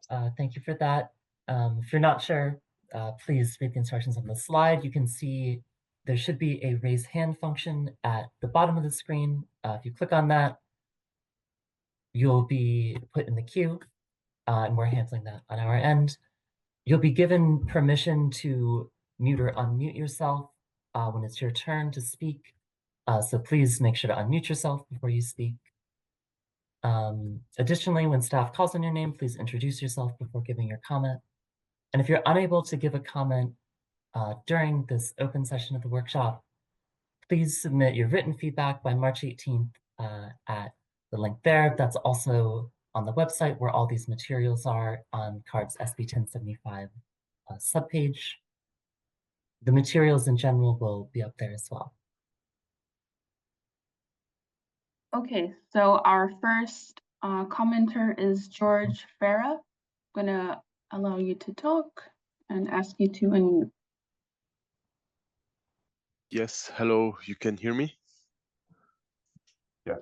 Yes. Okay, thanks for the presentation and for the work done here. On my side, I had a couple of questions regarding the production and the case you showed here. So for the production, the question is, are all the production methods ensure the same quality of hydrogen at the end? So in terms of purity, for example, because some kind of applications need higher purity than others. And the second question regarding the case you showed about the heavy duty example, is it a fuel cell technology or is it a hydrogen combustion engine? Yeah, so basically I had these two questions, and how would you approach fuel cells versus hydrogen combustion engines in this case? Thank I you. can take those questions, Greg. So to your first question on hydrogen purity from the different production processes, the short answer is I will need to circle back with our internal experts and follow up with more details. But generally speaking, when we do these cost exercises, we rely on public information available for transparency. So wherever the cost assumptions we have used included processing of any kind, whether it's pre-processing or post-processing of hydrogen so that it's ready to be used, those costs have been accounted for. So generally, we do our best to use public data sources, and wherever they've included processing of any kind, we've accounted for that. And if you have any more detailed follow-up questions, you're welcome to make note of it in writing, or you can also reach out to us via our email, and we'll be happy to discuss further. To your second question on how is hydrogen being used in these trucks, we assume that these are hydrogen fuel cell trucks, and the different efficiency assumptions associated with diesel combustion versus hydrogen fuel cell application have been accounted for in the net present value cost calculations that we have presented.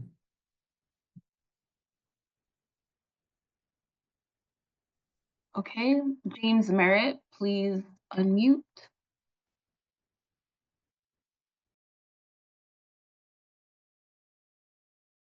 Hello, and thank you again for the presentation. I wanted to point out that the GRANIS process of partial oxidation is currently developing the largest hydrogen facility in the state of California. It was exempted from all permitting, and it has no combustion emissions. You marked that partial oxidation is a novel technology that is not being considered here when it can be used with all the feedstocks. And I would like to find out what is the method that we're going to use to get us included in your evaluation. You said the technology readiness level was low, although 5 million tons of hydrogen is produced globally per year using partial oxidation of natural gas. How do we go about getting our technologies included in your evaluation? I can start there. First of all, thanks for the input. And I think the purpose of this workshop is first to provide an update on where we are heading, what we are focusing on, and how we are getting to our initial findings. But to answer your question, this is exactly the purpose of the written comment period, and we would highly encourage you to submit a formal written comment in the docket. That's what we're going to review and look at for what we should consider and include in the final analysis. So the answer can be straightforward there. The more information you can provide, the better. This will, of course, be a public docket, and the final analysis will also be part of a public report. So that being said, the short answer to your question is we'd love to see a written comment with more information that we can consider. And if you want to follow up with us through that method, then we'd be happy to review.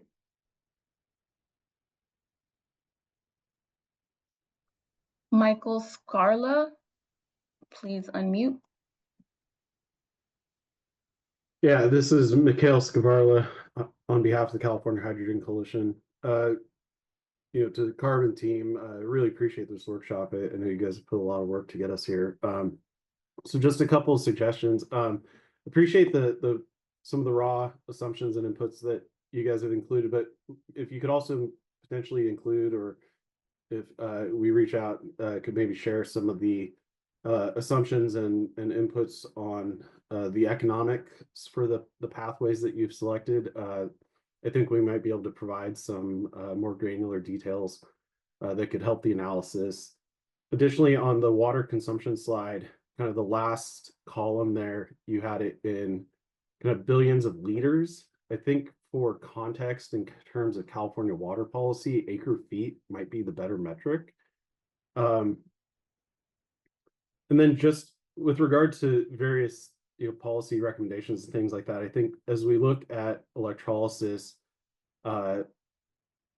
it's becoming clear that we're going to need to have kind of a more granular time matching with the renewables, and so multiple renewable sources will be needed to achieve kind of a high capacity factor to cover the CapEx necessary to site a large electrolyzer.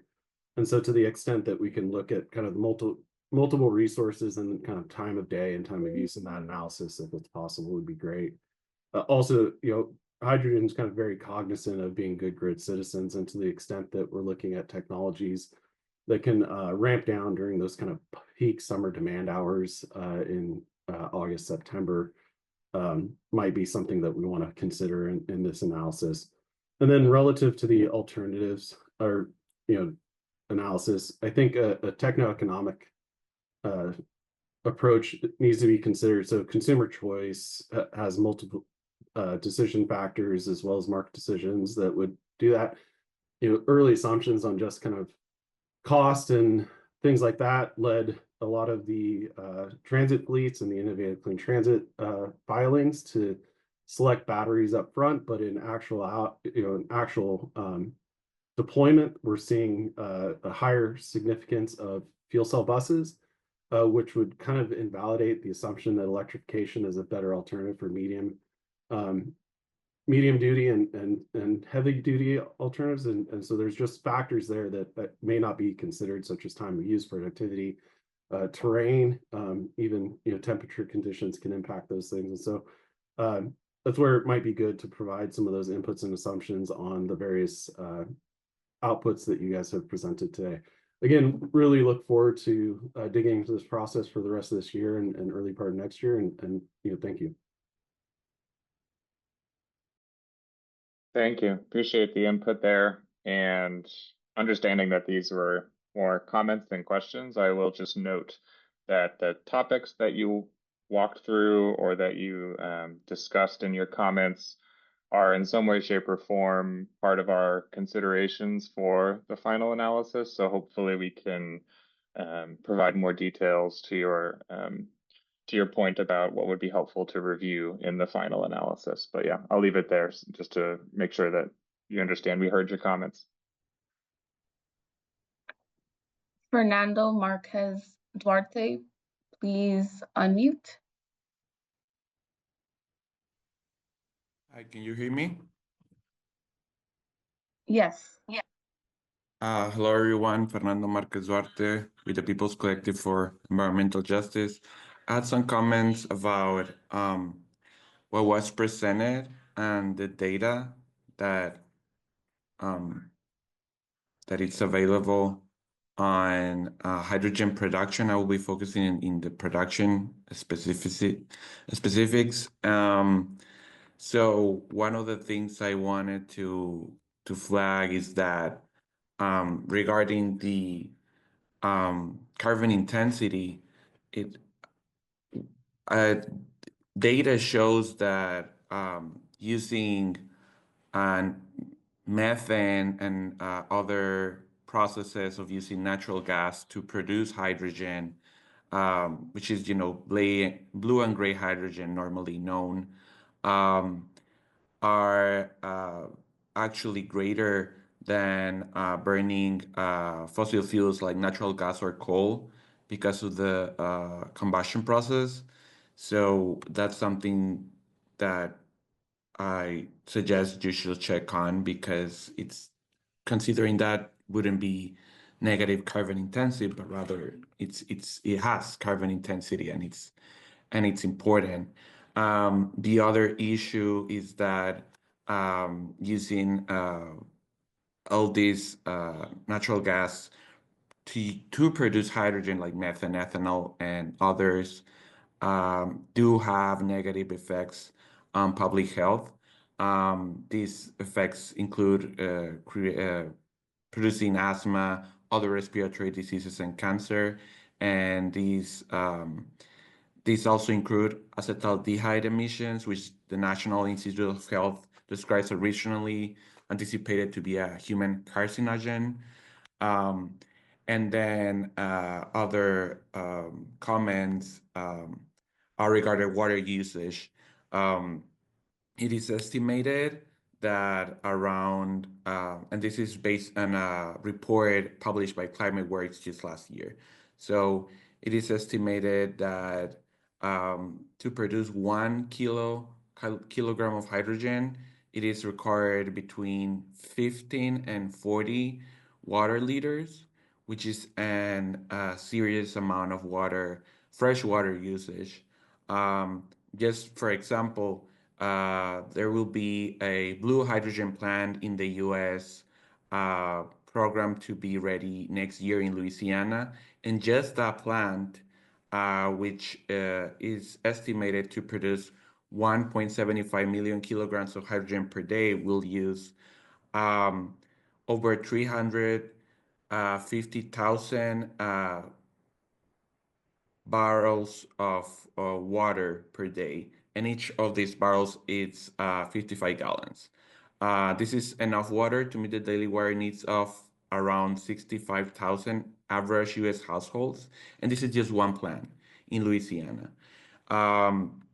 Moreover, there are data that is shared by organizations in New Mexico that show that both the emissions of gray and blue hydrogen, which are created from natural gas through steam reforming or carbon capture, the emissions are 30%, 38%, and 22% greater than directly burning natural gas for energy purposes. So these are some serious considerations regarding hydrogen. The only hydrogen that has very low emissions will be clean hydrogen using electrolysis, but still the water usage, it's a problem.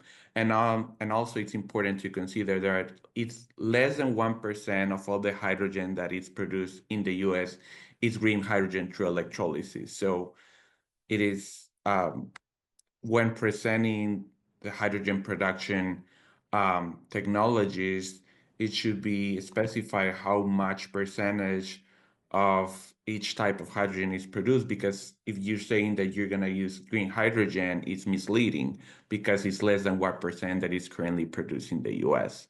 So those are some comments I wanted to make about the presentation and about the usage of hydrogen to be an alternative energy source. Yeah, thank you very much. Thank you so much, Fernando. If I can briefly respond to your comments. First of all, the general theme of your comments and your concerns as they relate to water requirement, emissions, air quality, and health impacts are all, we acknowledge it and we realize the importance of these factors.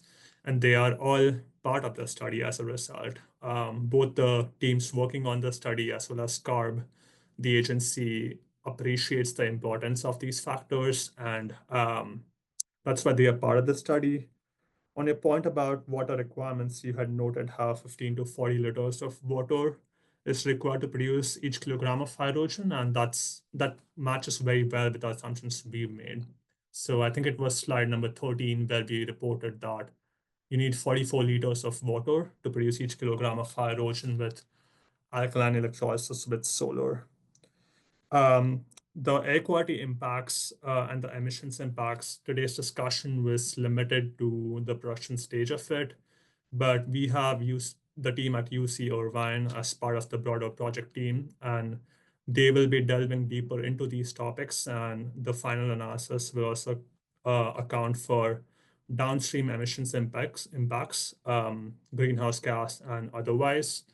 And we will also translate those emissions values into overall state level air quality and health impacts in the final analysis. So just wanted to say that we acknowledge the importance of the topics we are raising, and our plan does include consideration of these topics. And to the extent you would like to share any more evidence or information with us through the formal process, you are welcome to.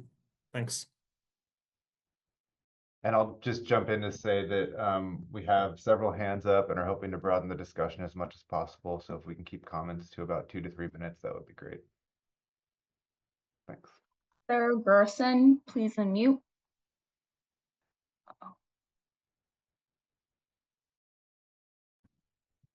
Hi, my name is Sarah Gerson and I'm with Earth Justice. I have a few questions, and I'd also like to thank you for taking the time to make today's presentation. It was great getting an update on this process.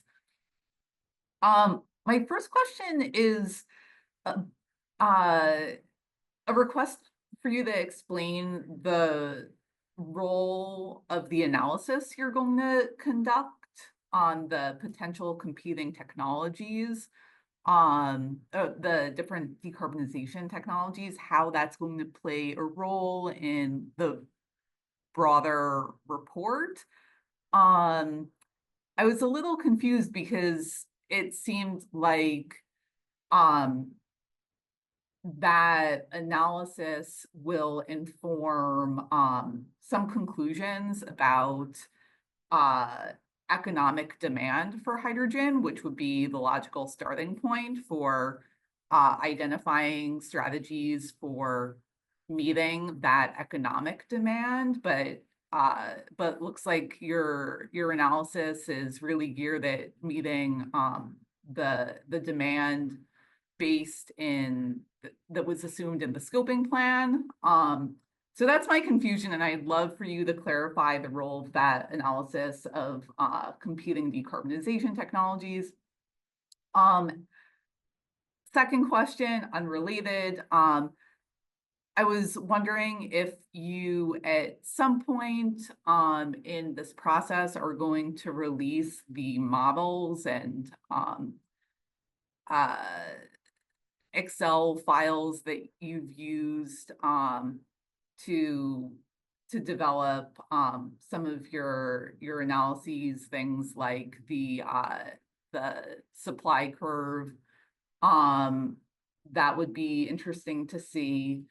And another question on that supply curve slide, I was wondering if that analysis assumes that all of the available biomethane and biomass feedstocks are going to be used for hydrogen production.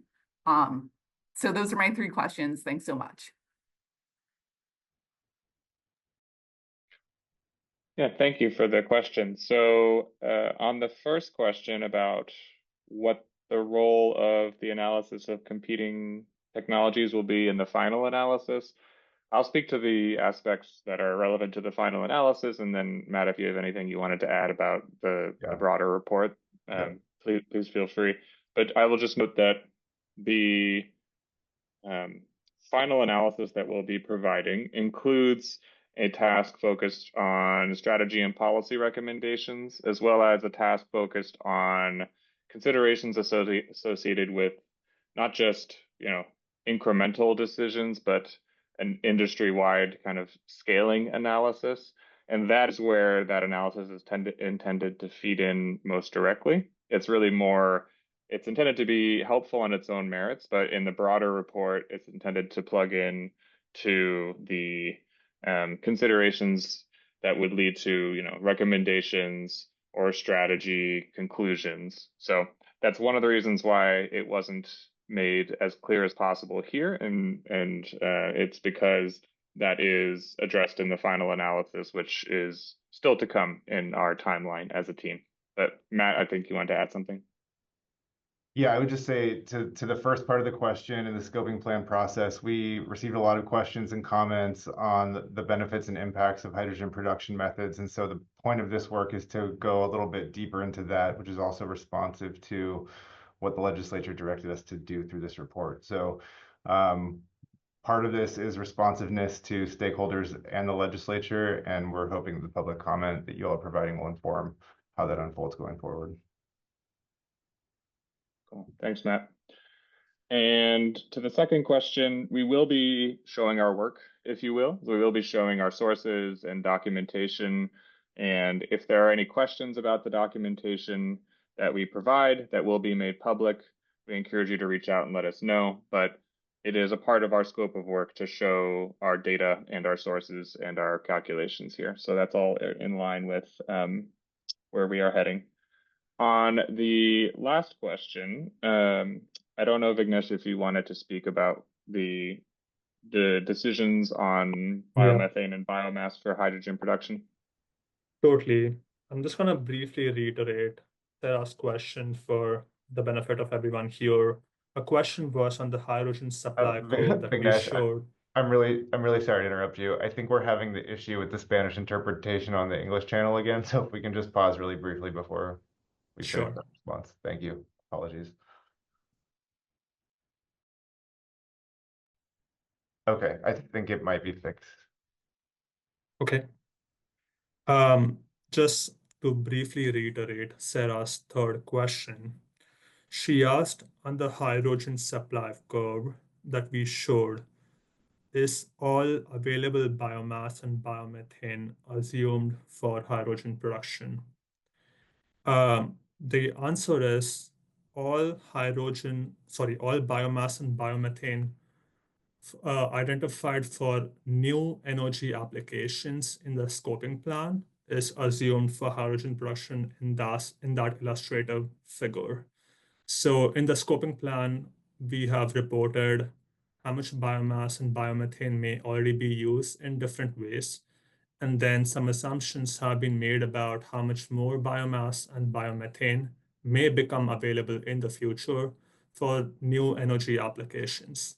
So on that slide, we are illustrating how much hydrogen can be produced if all of this incremental biomass and biomethane can be dedicated to hydrogen production, acknowledging that in reality, some of it may need to be diverted to other applications, in which case the supply gap that needs to be met with other pathways will be larger. Vivek Murthy, please unmute. Before we do that, Greg, do you want to just repeat your comments on the second question we got there, because we had the interpretation issue on the production of the underlying data? Sorry, Matt, I had an issue with my headphones for a second there. Were you asking me to repeat the second question? Yeah, before we move on, because we had the Spanish interpreter overlap. No I think you responded to that one. Mm-hmm. Yep. So the question was, will we be releasing the models and Excel files and data and sources that we use for our analysis? And the short answer is yes. It's part of our scope to disclose our methods, our data, our calculations for this work, and we will be doing so as part of the final analysis. To the extent there are any questions about that disclosure, we encourage you to let us know.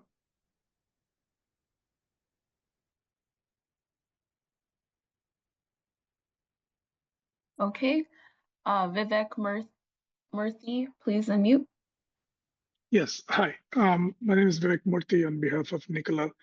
A couple of questions. Slide 44, when you talked about demand in end use cases, you are representing that graph and the volume in TVTUs, and not necessarily in actual, vehicle volumes, and especially for something like transport, which I assume is a mixture of heavy duty, medium duty, and light duty vehicles.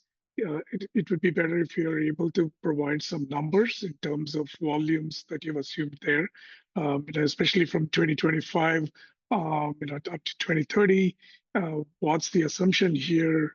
In terms now that California is not mandating some of the original requirements for reduction in or decarbonization.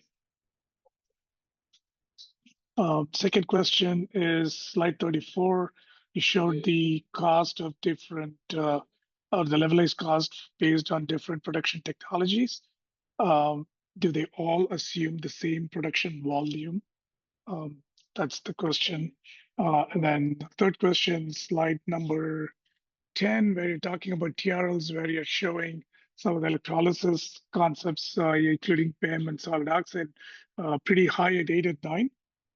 Just a comment, TRLs may show high TRLs for commercialization, but without reliability data. So sometimes those TRLs are misleading. Thank you. Thank you for the input. And on the third point on technology readiness levels, understood. We'll take that under consideration. So thank you for the input there. On the other points, Vignesh, can you address the question about whether volume of demand or whether, or excuse me, I'll pause for a moment. Your first point was more of a comment about including volumes of demand, not just the units we show for demand for certain sectors where that may be more helpful. So on that point, I will just note that we hear you there and we'll take that under consideration. I was going to say, Vignesh, do you mind addressing the question about whether we assume the same volume of production for all production cost ranges in that analysis? Yeah, totally. The short answer is that it's hard to ensure a perfect apples to apples comparison between different production pathways because the information has come from different sources. But generally, we've tried to stick to large scale production cost estimates to ensure a reasonable comparison. So for example, when we review literature, it's common to find cost estimates with say a 10 to 20 megawatt electrolyzer perhaps, and then a 100 to 300 megawatt electrolyzer. And some economies of scale naturally are expected. And so we have tried to use large scale hydrogen production estimates across different pathways to ensure a reasonable apples to apples comparison.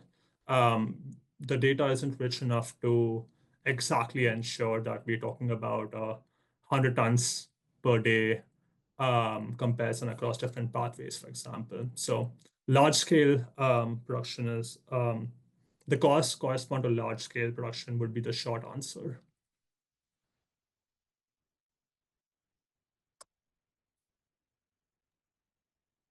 Sam White, please unmute. Thank you. Sam White, consultant for 350 Bay Area and some other environmental organizations. Excellent breadth of considerations you have in this. I had just one question on the transportation area, where you map out the anticipated demand locations relative to sort of production or resource areas. And you seem to be looking at producing the hydrogen, for instance, with electrolysis, where the solar is located, which obviously has a number of advantages. But in terms of actually getting it where the demand is, there would be both the option of, of piping the hydrogen through pipelines, or using the electricity through transmission lines to produce it in demand areas. And I'm wondering if you're considering the option of shifting the production to where the load is, using electric transmission as opposed to pipelines. Thank you. Thanks for the question. If you have anything to add, Vignesh, please do. But my general response to your question is that that is something we are looking into specifically for electrolytic production. And this actually relates to the earlier question that was raised about matching and from a timing perspective, the production of hydrogen via electrolytic pathways to output from renewable energy and clean energy sources. So that question is related because one analysis that we are undertaking as part of the final analysis that will be shared later in the timeline is the expected implications for project economics of a configuration like what you described there. So long story short, it is something that we are considering, and we'll have more to say on that in the final analysis and what the considerations would be for such an approach. Yep, nothing to add there. We can move on to the next question. Thanks. Theo Corretto, please unmute. Hi, this is Theo Corretto with Communities for a Better Environment. I just wanted to raise at first that I think all of the agencies involved in SB 1075 have made affirmative commitments to advancing environmental justice. And with that in mind, I noticed in the E3 presentation in particular, environmental justice was only an explicit category for consideration in the end uses section. And so one question in that regard is, why is that the case? And is environmental justice going to be focused on in each of those three areas of production, transmission, and end uses?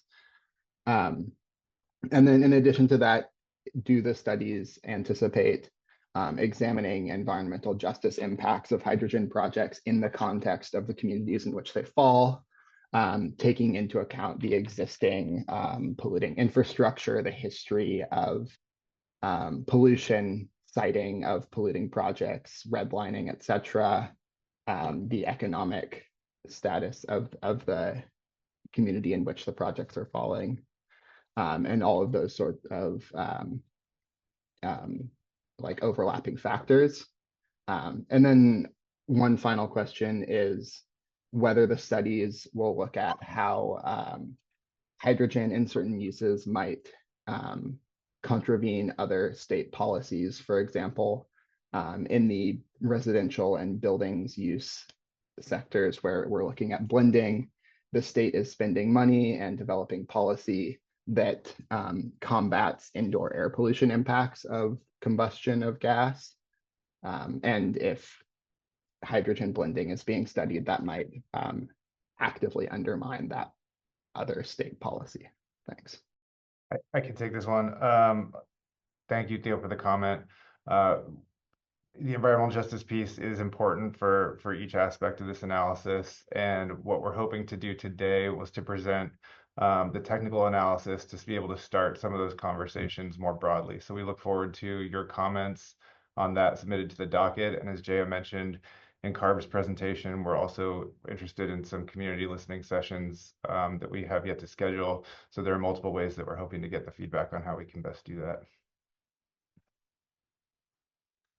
And just a note on timing, I think we have about 12 hands raised and we're hoping to get through all of it. So we may try to keep our responses a little briefer and hope you can do the same. And again, the docket is the primary mechanism through which we're hoping to engage.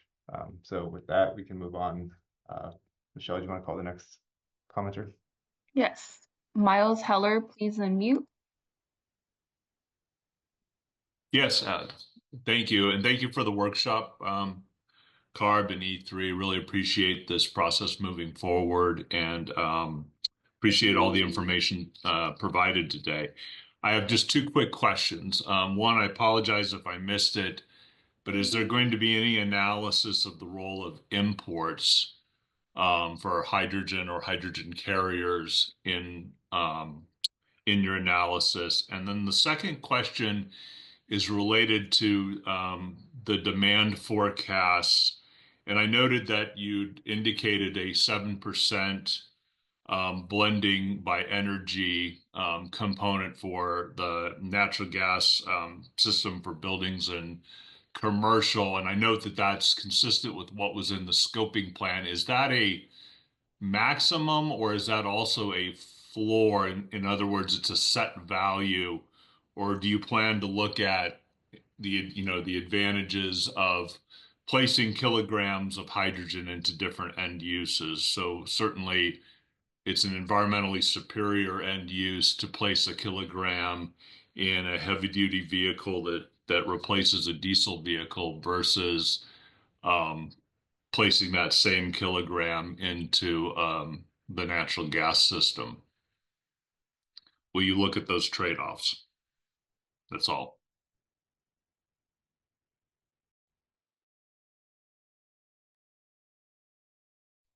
Yeah, thank you for the questions. Vignesh, do you mind answering the 2 points about imports and blending percentage here? Yeah, totally. The question as it relates to potential imports of hydrogen, I would say that it's an ongoing conversation between the project teams and CARB. So we don't have a concrete response for you other than to say that we are asking the same questions that you are, and it's an active topic of debate that is ongoing, and you can expect more information in that regard in future meetings.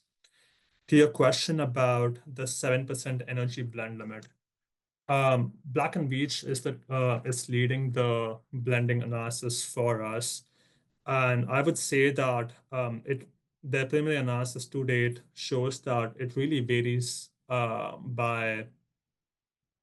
There isn't a single safe limit to be assumed across the board.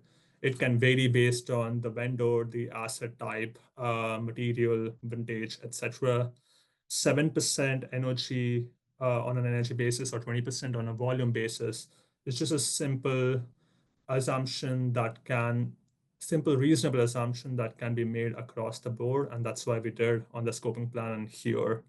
But the final analysis from Black & Veatch will delve into a little more detail with specific end users to the extent information is available. And to the extent you have any information to share with us, the docket would be a great avenue to do so. Back to you, Greg. No, nothing to add from my end. Let me know if I missed any of the other questions there, but yeah, happy to move on here. If there's additional comments, happy to receive them in the docket. Christina Kubrin, please unmute. Hi, thank you so much for putting on this workshop, and thank you so much for this opportunity to speak. I have kind of a comment, advocacy, and a sort of question comment. First, hydrogen combustion engines. They are my passion, and I am excited about them. The EU recently classified them as zero-emission vehicles. The rumor is China is about to classify them as zero-emission vehicles, and I've downloaded over 300 papers about hydrogen combustion engines and filled up 8 notebooks worth of notes. And let me tell you, China is doing a ton of research on hydrogen combustion engines for a country that's not running any hydrogen combustion engines. And so if you're going to allow combustion in turbines, why not embrace this intermedium? And it's an opportunity for older vehicles like classic cars and, to be converted to run on hydrogen and have hydrogen combustion as an option. In 2021, you could have sold 13 billion kilograms of hydrogen for the amount of diesel that was sold in 2021, just to convert those engines. It also gives small businesses that have small fleets an opportunity to do a simple, much reduced cost conversion of their engine or engine swap for their fleets instead of asking them to wholesale completely change out all their vehicles and inventory that could be millions of dollars. And CARB, your data was given to a Cal Matters article by Nadia Lopez in May 2022 that said 30,000 mechanics would lose their jobs to electric vehicles by the year 2040. And there are currently just over 3,000 mechanics trained to work on hybrid and battery electric, according to Automotive Service Excellence, which doesn't even have a fuel cell certification yet. And so hydrogen combustion engines also provides an opportunity for not only saving jobs, but giving the window of time necessary to achieve all that training. And TechForce came out with an article in October 2021 citing a 5-to-1 technician shortage.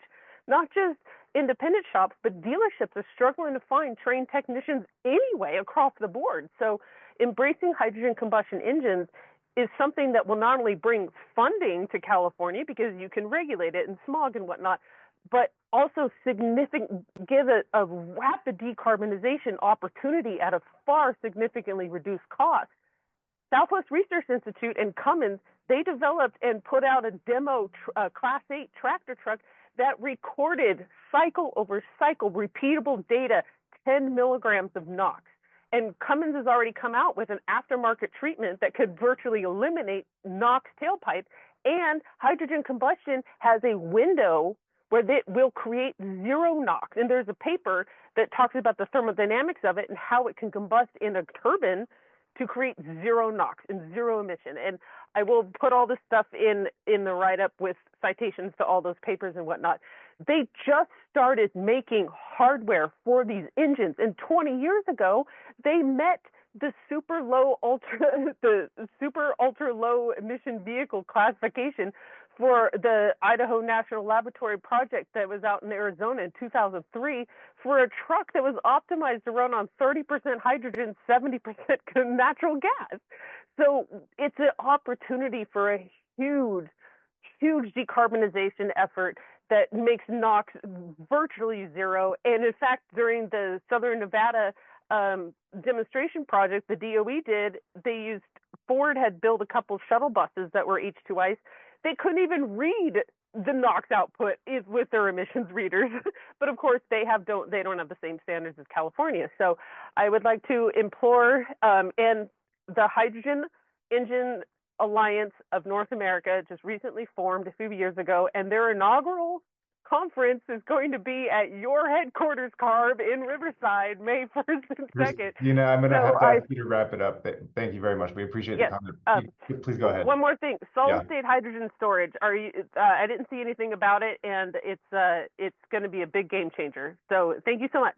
Thank you. We look forward to the written comments.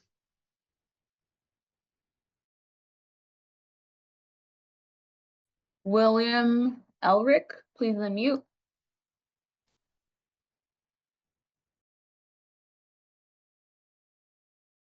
Yes, this is Bill Elric. Thank you, from the Hydrogen Fuel Cell Partnership. I wanted to go back to slides 45 and 46 and ask about how on 45 you compared the truck costs with diesel, the LCO and other comparisons there. And then on the next slide, you show the different hydrogen applications, and instead of comparing them to traditional fuels, you then compare them to the new alternatives such as batteries or biofuels. I think a little consistency in how you're approaching the comparisons, and as maybe something to consider within that statement, when from a different speaker spoke about the lessons that the transit agencies have provided when looking at scaling up deployment of vehicles. In particular, when you make the assumptions around electrify everything and hydrogen being only for the hard to decarbonize or hard to electrify, the feedback from those transit agencies and the challenge of scaling up some of those technologies need to be considered in that long-term, all-in transition factor. Thank you.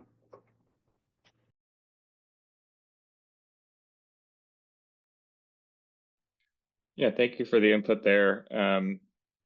I think in the interest of time, I want to just state that we hear you on the input, and we can follow up with some details there that will hopefully clarify things, but understood on the comments regarding consistency and clarity of the comparisons we are making.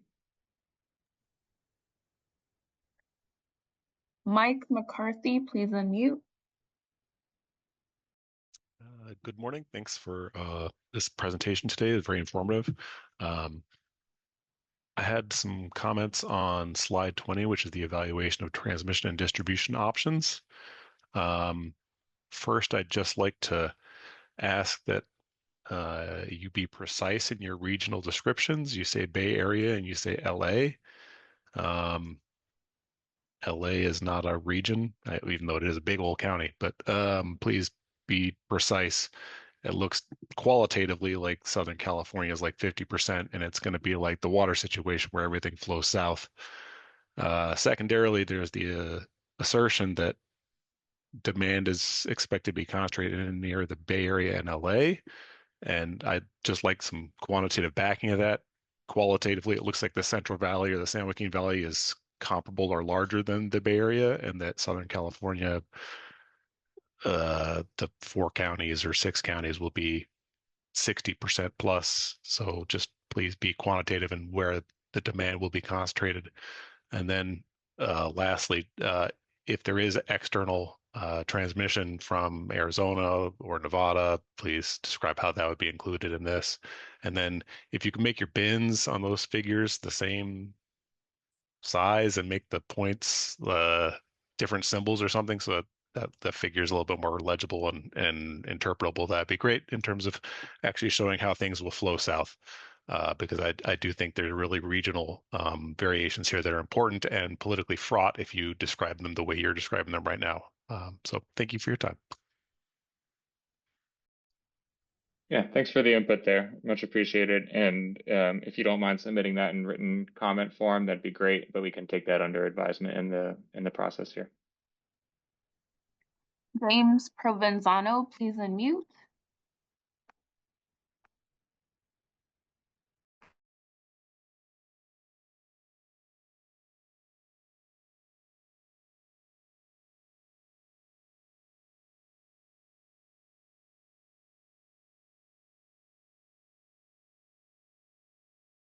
Maybe we can go to the next one and come back to James. Okay. Janice Lynn, please unmute. Hi, can you hear me? Hello, can you hear me? Yes. Okay. Yes. Thank you. Janice Lynn from the Green Hydrogen Coalition. Thank you so much for this presentation. It's so exciting to see this process get underway. When I think back to when the bill was first passed, I do have some questions and some comments. So in the interest of time, I'll be brief. My first question is regarding the benefits. In the value prop cost analysis, there was the value of carbon black identified, as well as obviously the carbon benefits. And I'm curious if you're planning to also look at other benefits. For example, for biomass and non-combustion thermal conversion technologies, using those as a feedstock can reduce wildfire risk. And because of their high temperature, they can also reduce PFAS in municipal biosolid waste. And so that's one question around the benefits. I have another question on scalable demand. And this is sort of follow up to the other person who asked questions about where is the demand happening? And my question about scalable demand is whether or not you plan to look at potential demand for producing a renewable or green ammonia instead of importing fossil-based ammonia for our very significant use of ammonia statewide. I think it's like 1.2 million tons per year. And then related to demand also is my third question, will you be looking at all for scenario, in future scenarios, clearly, at the economic development opportunity of producing ammonia or other derivative fuels, sustainable aviation fuel, methanol, for maritime shipping fuel, aviation fuel, and also for the potential to export globally to Japan and Korea?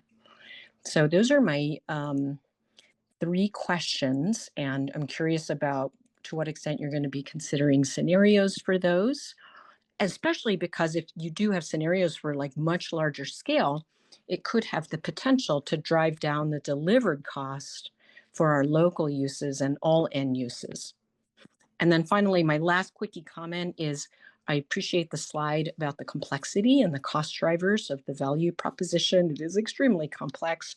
I just wanted to comment that we found in our analysis that electricity cost is a significant driver for all production pathways, not just electrolysis, but even the organic waste conversion pathways. Thank you.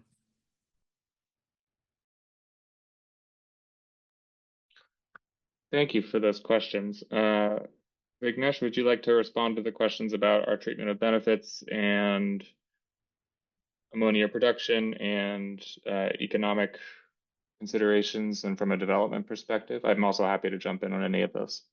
Yeah, I'm happy to take a quick first pass, Greg. So on the benefits point, we're doing our best to be circumspect at this stage, as you noted, we are accounting for the revenue from some of the byproducts in our calculations. Separately, today we didn't get to discuss the jobs impact of the hydrogen economy, but that will be part of the final analysis as well. The points you've raised about reduction of PFAS and reduction of wildfire risk with better waste management is an important one. But quantification of that benefit could be challenging. So to the extent there's any information that you can share with us in writing, it would be super helpful. It'll help us assess what we can include in the final analysis. To your point about scalable demand and the potential for even more demand for hydrogen to produce green ammonia with, to produce green methanol with, both for domestic use as well as exporting to other markets in the world. This is definitely a topic that CARB is very interested in. We are interested in, and this is one of the questions that CARB explicitly solicited feedback for earlier in this conversation. So there again, we totally see the point you're trying to make, but the challenge is that it's pretty speculative today, and you have to think about if you're going to export these fuels to other parts of the world, who are you competing against, and what will the cost of hydrogen be somewhere in Africa or Europe, for example, and how will the delivered cost of hydrogen vary based on where it is produced and how long of a distance it has to travel. All to say that your point is very valid and well taken. And if there's any evidence that you can share with us in writing, it will be super helpful and help us decide to what extent can we address it in the final analysis.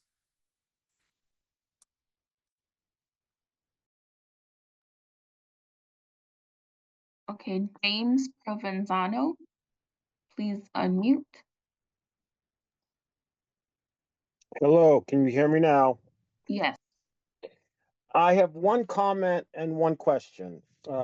I think it would be helpful to state the operating costs of the end-use technologies in cost per mile.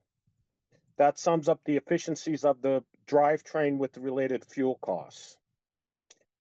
And my question is, have you addressed or will you address some of the hurdles to public acceptance and use of hydrogen as a fuel, such as the impact of compressor reliability at the hydrogen refueling stations? Or is that not even in the scope of the report?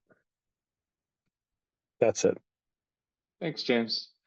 So to your question, the kinds of considerations that you're alluding to are included in our discussion and our analysis. So safety considerations are summarized to a certain extent in the appendix of our materials that are available on the CARB website for this workshop.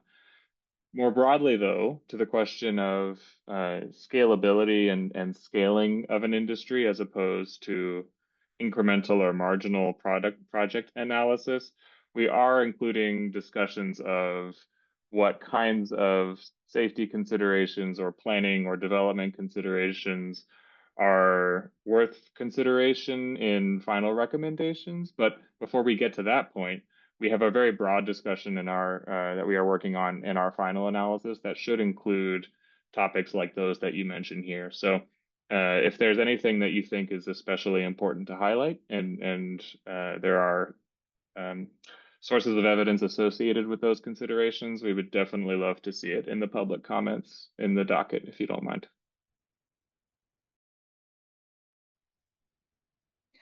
Andy Navarrete, please unmute.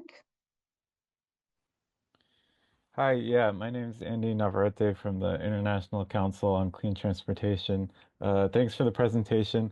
Just wanted to clarify on the demand side, is the intention that the only demand scenario that you're going to analyze in detail is the 2022 scoping plan, and then the comparison with other technologies, for example, electrification in the road sector, will just be more of a discussion?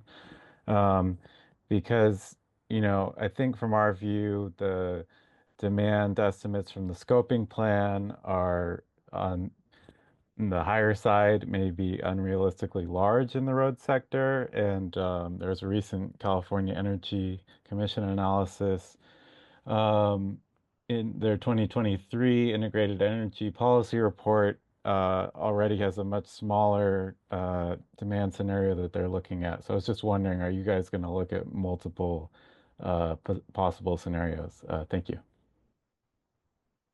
Yeah, thank you for the question. Vignesh, would you like to take that one? Yeah, totally. My honest response is that there's a lot of uncertainty. I'm sure even within the group in this meeting, there'll be people there are people who can provide good justification for why the demand in a given sector could be lower or higher than what was reported in the scoping plan. And as I had briefly noted in my presentation, the goal here isn't to come up with a 100% accurate forecast. It's impossible to do so. The goal here is to start with a reasonable assumption that we have, and then evaluate the state level impacts and implications of that demand. It's very possible that transportation demand is lower for the reasons that you had noted, but it's also possible that other end uses emerge to produce green ammonia or green methanol, as some of the stakeholders have noted. So, it's very possible for the overall demand to be different. It's very possible that the overall demand is more or less the same, but, different end uses contribute more or less to it. So your point is well taken, and you can definitely expect some qualitative discussion in the report. But as far as estimating state level impacts and implications are concerned, I think we may have to stick with the story we have right now. Though if there's any evidence that you want to share through the writing process, we will do our best to account for it in the final analysis.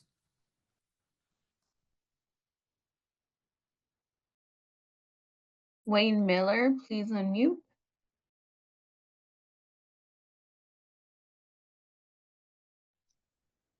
Thank you for the analysis. I'm from UCR, just give you that background. I know going from 2025 to 2045 is quite a stretch, and you're limited by what your scope is under the SB. I agree that with your transportation technology readiness, that it's not technology limited. And I liked your table that showed land and electrons and water needs. But I think that, and I've seen this before, I think what's lacking in some of these presentations is that the incentive money is lacking. And there's an incredible gap here between telling people you just need land and water versus you need all this money for incentives for whatever the end use is.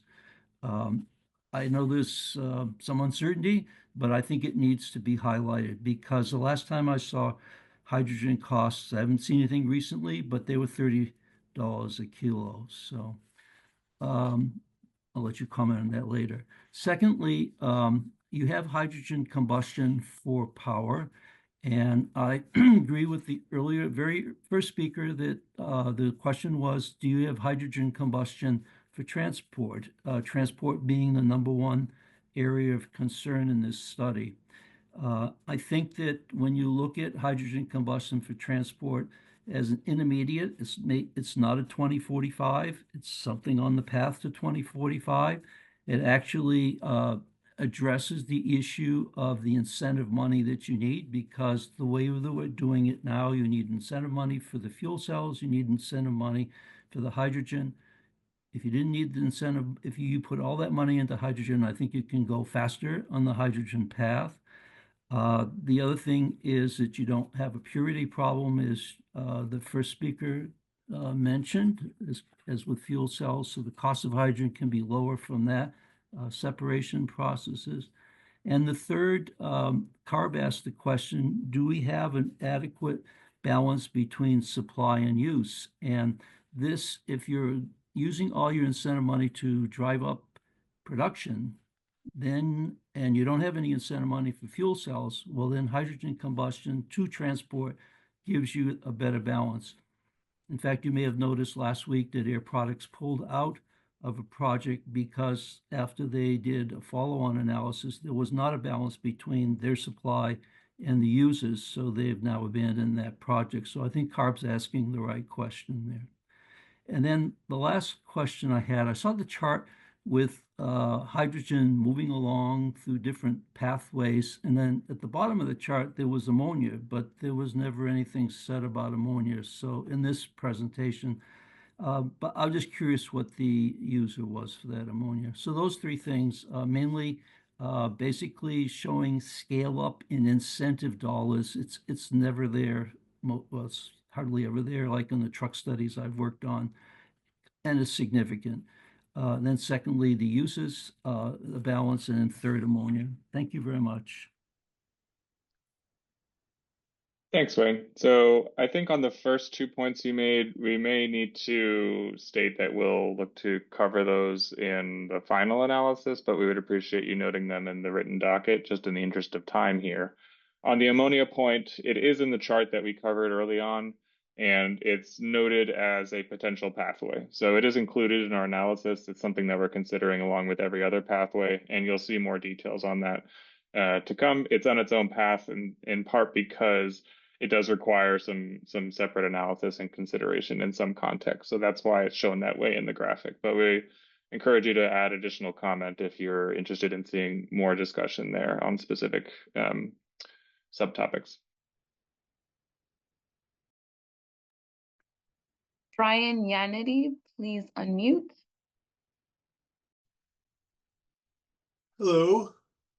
Good morning, or everyone. Thank you for this presentation. I have some questions about the analysis of the carbon intensity of different hydrogen production technologies, as well as the transmission and distribution leakage analysis. Does this take into account the climate warming impacts of hydrogen leakage? There's a lot of scientific studies coming out saying that hydrogen itself is a greenhouse gas, and or indirect greenhouse gas. It reacts with methane and so forth in the atmosphere. It's quite concerning considering hydrogen's propensity to leak. And then also at the beginning of the CARB presentation, there was something about, zero emissions buses and showing pictures of hydrogen buses.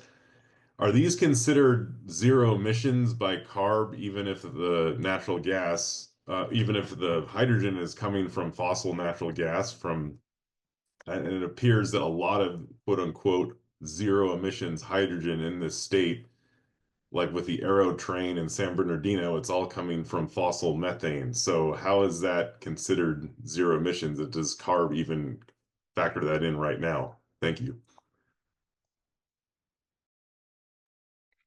Yeah, thank you for the questions.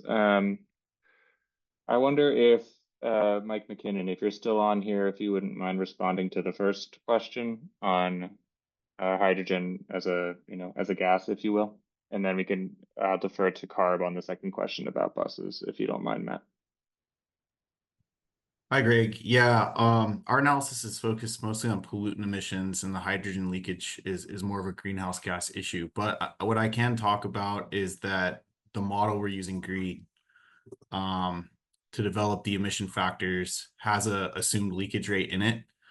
The leakage rate for hydrogen there's some uncertainty in that. I know the last time I checked, the value that's used in GREE is sort of an accepted value in terms of the scientific community, but it's a good point and it's an important point. and it's something that we'll definitely take to heart and go back and double check. So I appreciate the insight. Hopefully that gets towards answering the question, Greg.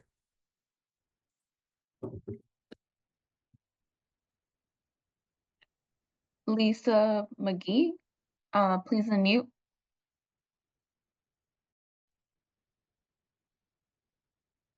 Hi, I'm Lisa McGee with Thomas Truck Center, and I'm going to speak on comments associated with the demand associated by the transportation sector that's primarily heavy duty. We delivered 100 fuel cell heavy duty Class 8 trucks to date to our customers over the last year. And we've seen the demand associated with the transportation very high on the fuel cell for these fleet drivers. But it is 100% based on if the fueling stations are available and if the cost per kilogram, including on the retail level, is affordable.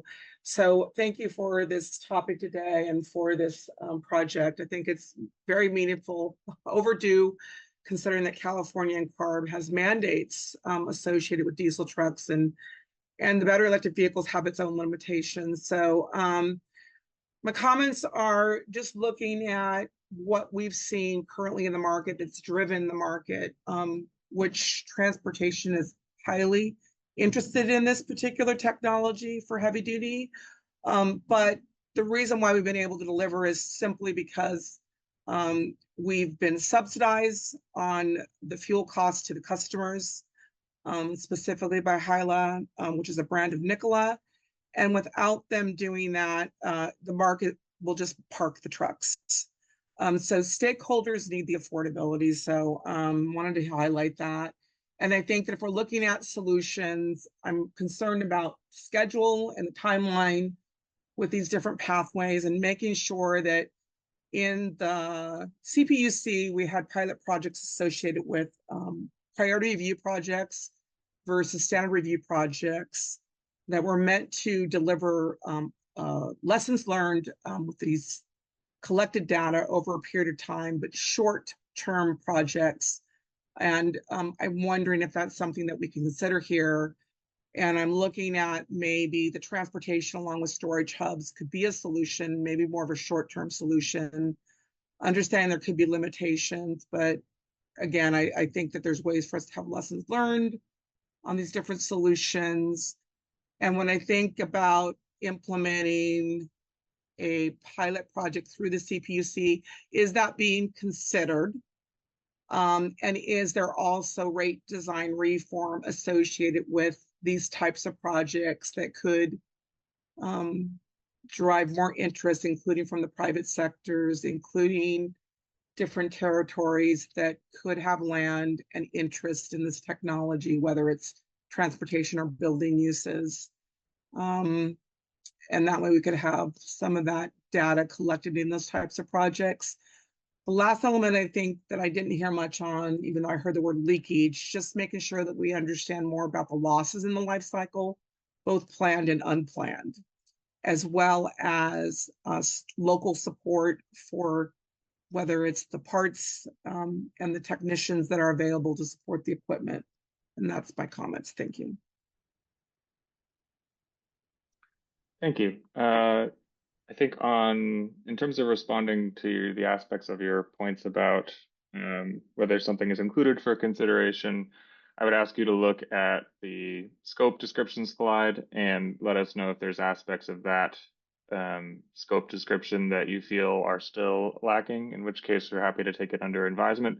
Generally, what you're describing is part of our consideration set. So that I'll leave it there in the interest of time, but I don't know unless Matt had anything to add from the CARB perspective.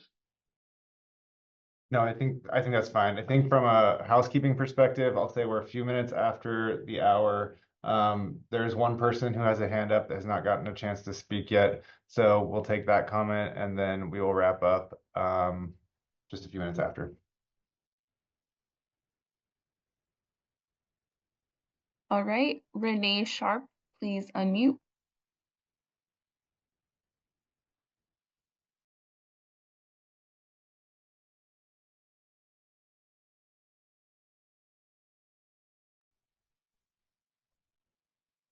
Renee Sharp, please unmute. Sorry, I thought I had unmuted. Can you hear me now? Yes. Okay, great. Thanks for taking my question.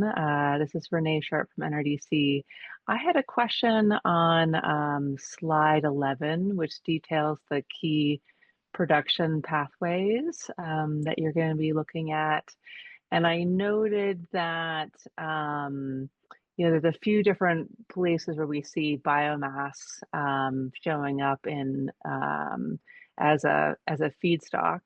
And what I also am aware that there have been a number of different facilities that have popped up in California and around the country, startups that are trying to convert plastic waste to hydrogen, or more commonly municipal solid waste to hydrogen, which includes a lot of plastic.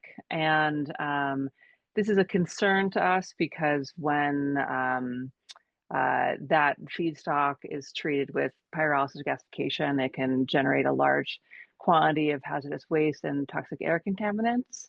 And I didn't see that showing up on this slide. And I'm just kind of curious if that's something you'll be looking at all, or if you're not seeing that as a key production pathway. Can I take this one, Craig? Yes, go ahead. Yeah. So Renee, the initial plan is to just study the biomass types identified in the scoping plan, which does not include plastics. So there may be some qualitative discussion in that regard if we find enough information. But at this point, our plan is to study forest waste, ag waste, and urban wood waste in detail. And their assessment will also include the different types of pollutants that you can expect when they are gasified, and that's work that UCI will be conducting.